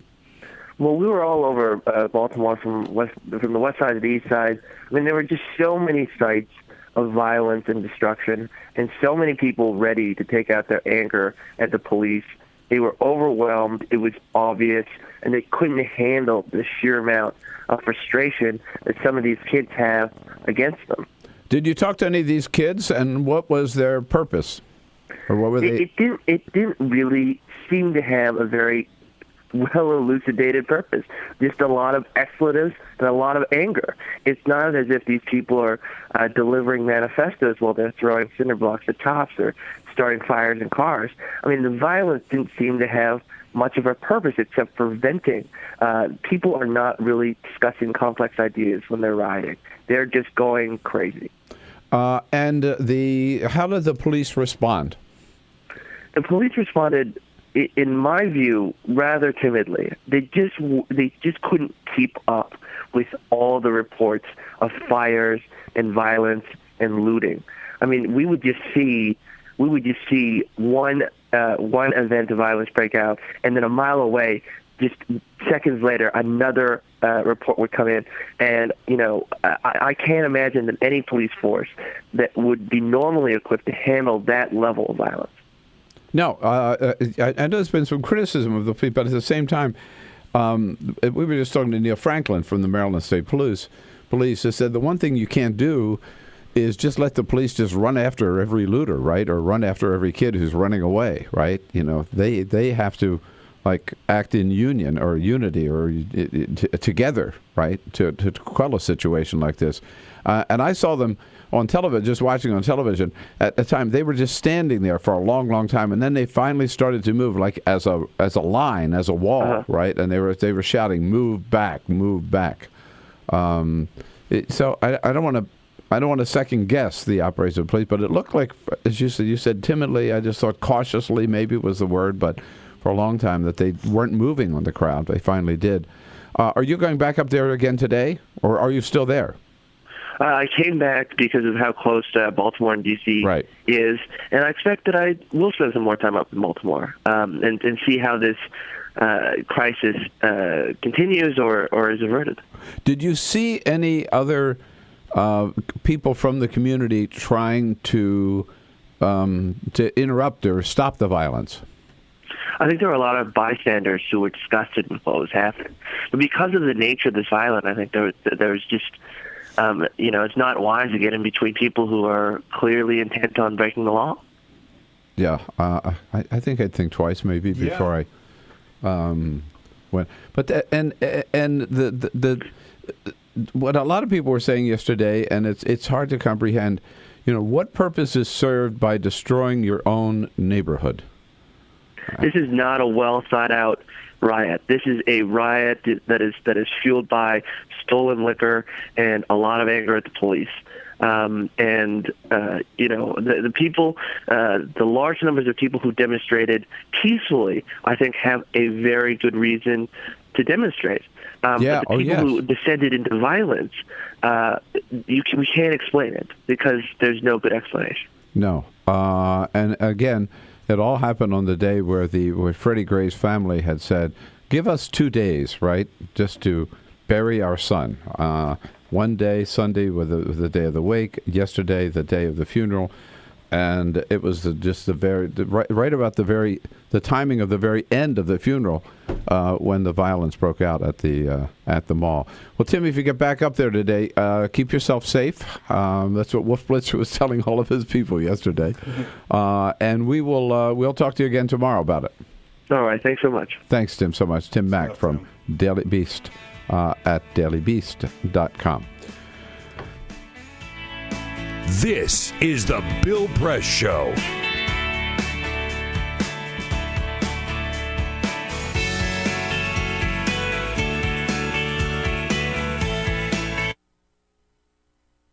It is possible to read the history of this country as one long struggle to extend the liberties established in our Constitution to everyone in America. In other words, who, according to our laws and culture, gets to be considered a person? The law creates legal personhood, and movements create law and change culture. So, how have the courts passed laws to shape our culture? That history goes way back before Citizens United. 1819, Dartmouth College versus Woodward, Supreme Court case, turned a corporate charter from a government-granted charter to a contract. This ruling gave corporations standing within the Constitution. 1886, Santa Clara County versus Southern Pacific Railroad. Though the court did not rule on corporate personhood, the decision was subsequently cited as a precedent to hold that a private corporation is entitled to the same 14th Amendment rights of due process and equal protection as human beings. This makes it impossible for us to make laws that treat local businesses any differently than giant multinational corporations, even if their business practices are deemed to be harmful to workers, the environment and communities, or if they have a history of violating the law. Hale versus Henkel, 1906. The court granted corporations the Fourth Amendment search and seizure protection. Dodge versus Ford Motor Company, 1919. The Michigan Supreme Court says the business corporation is organized and carried on primarily for the profit of the stockholders. Stockholder primacy is established. The purpose of the corporation, according to the court, is no longer to serve the public good, as it had been. It is now to maximize profit for shareholders above all else. Pennsylvania Coal Company versus Mahon, 1922. Corporations get the Fifth Amendment takings clause, meaning if you pass a regulation that impacts a corporation's ability to make a profit, that is deemed a taking, and they can sue for the right to future profits lost. This creates a chilling effect, and local and state governments become much more hesitant to pass laws in the public interest for fear that corporations can claim loss of potential profits that cities and states will be on the hook to pay. Buckley versus Vallejo, 1976. The Supreme Court rules that spending money to influence elections is protected under the First Amendment, in effect saying that money is speech. Citizens United versus Federal Election Commission, 2010. Today, the Supreme Court of Chief Justice John Roberts declared that because of the alchemy of its 19th century predecessors in deciding that corporations had all the rights of people, any restrictions on how these corporate beings spend their money on political advertising are unconstitutional. The court's ruling threatens to undermine the integrity of elected institutions across the nation. It's a rejection of the common sense of the American people.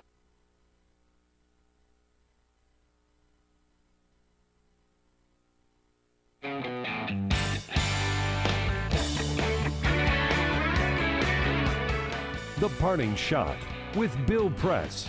This is the Bill Press Show. Well, if indeed it's true that you're known by the company you keep, President Obama's on the wrong side on the Trans-Pacific Partnership, or TPP. Look who's against it in the Senate: Elizabeth Warren, Sherrod Brown, Bernie Sanders, Debbie Stabenow, Harry Reid. In the House: Rosa DeLauro, Barbara Lee, Keith Ellison, Sandy Levin, Dan Kildee, and about 150 more. Plus every single labor union and the Consumers Union of America, Federation of America, and Public Citizen. Now, look who's for it: Mitch McConnell, Ted Cruz, Marco Rubio, John Boehner, Paul Ryan, and almost every other Senate and House Republican, plus the U.S. Chamber of Commerce. And whose side is President Obama on? Not the Democrats, the Republicans. Come on. President Obama's wrong on this one. Democrats are not against trade. They just want to be sure that any new trade deal is fair and protects consumers, working families, and the environment. Instead of calling Elizabeth Warren and others dishonest for opposing TPP and fast-track authority, President Obama should sit down and work with them to shape a trade deal that means more jobs and higher wages for American workers. Otherwise, what's the point? That's my parting shot for today, folks. Thanks for being with us this Tuesday, April 28th. Have a great day. Make the most of it. And then come on back and see us again tomorrow morning. We'll be looking for you. This is the Bill Press Show.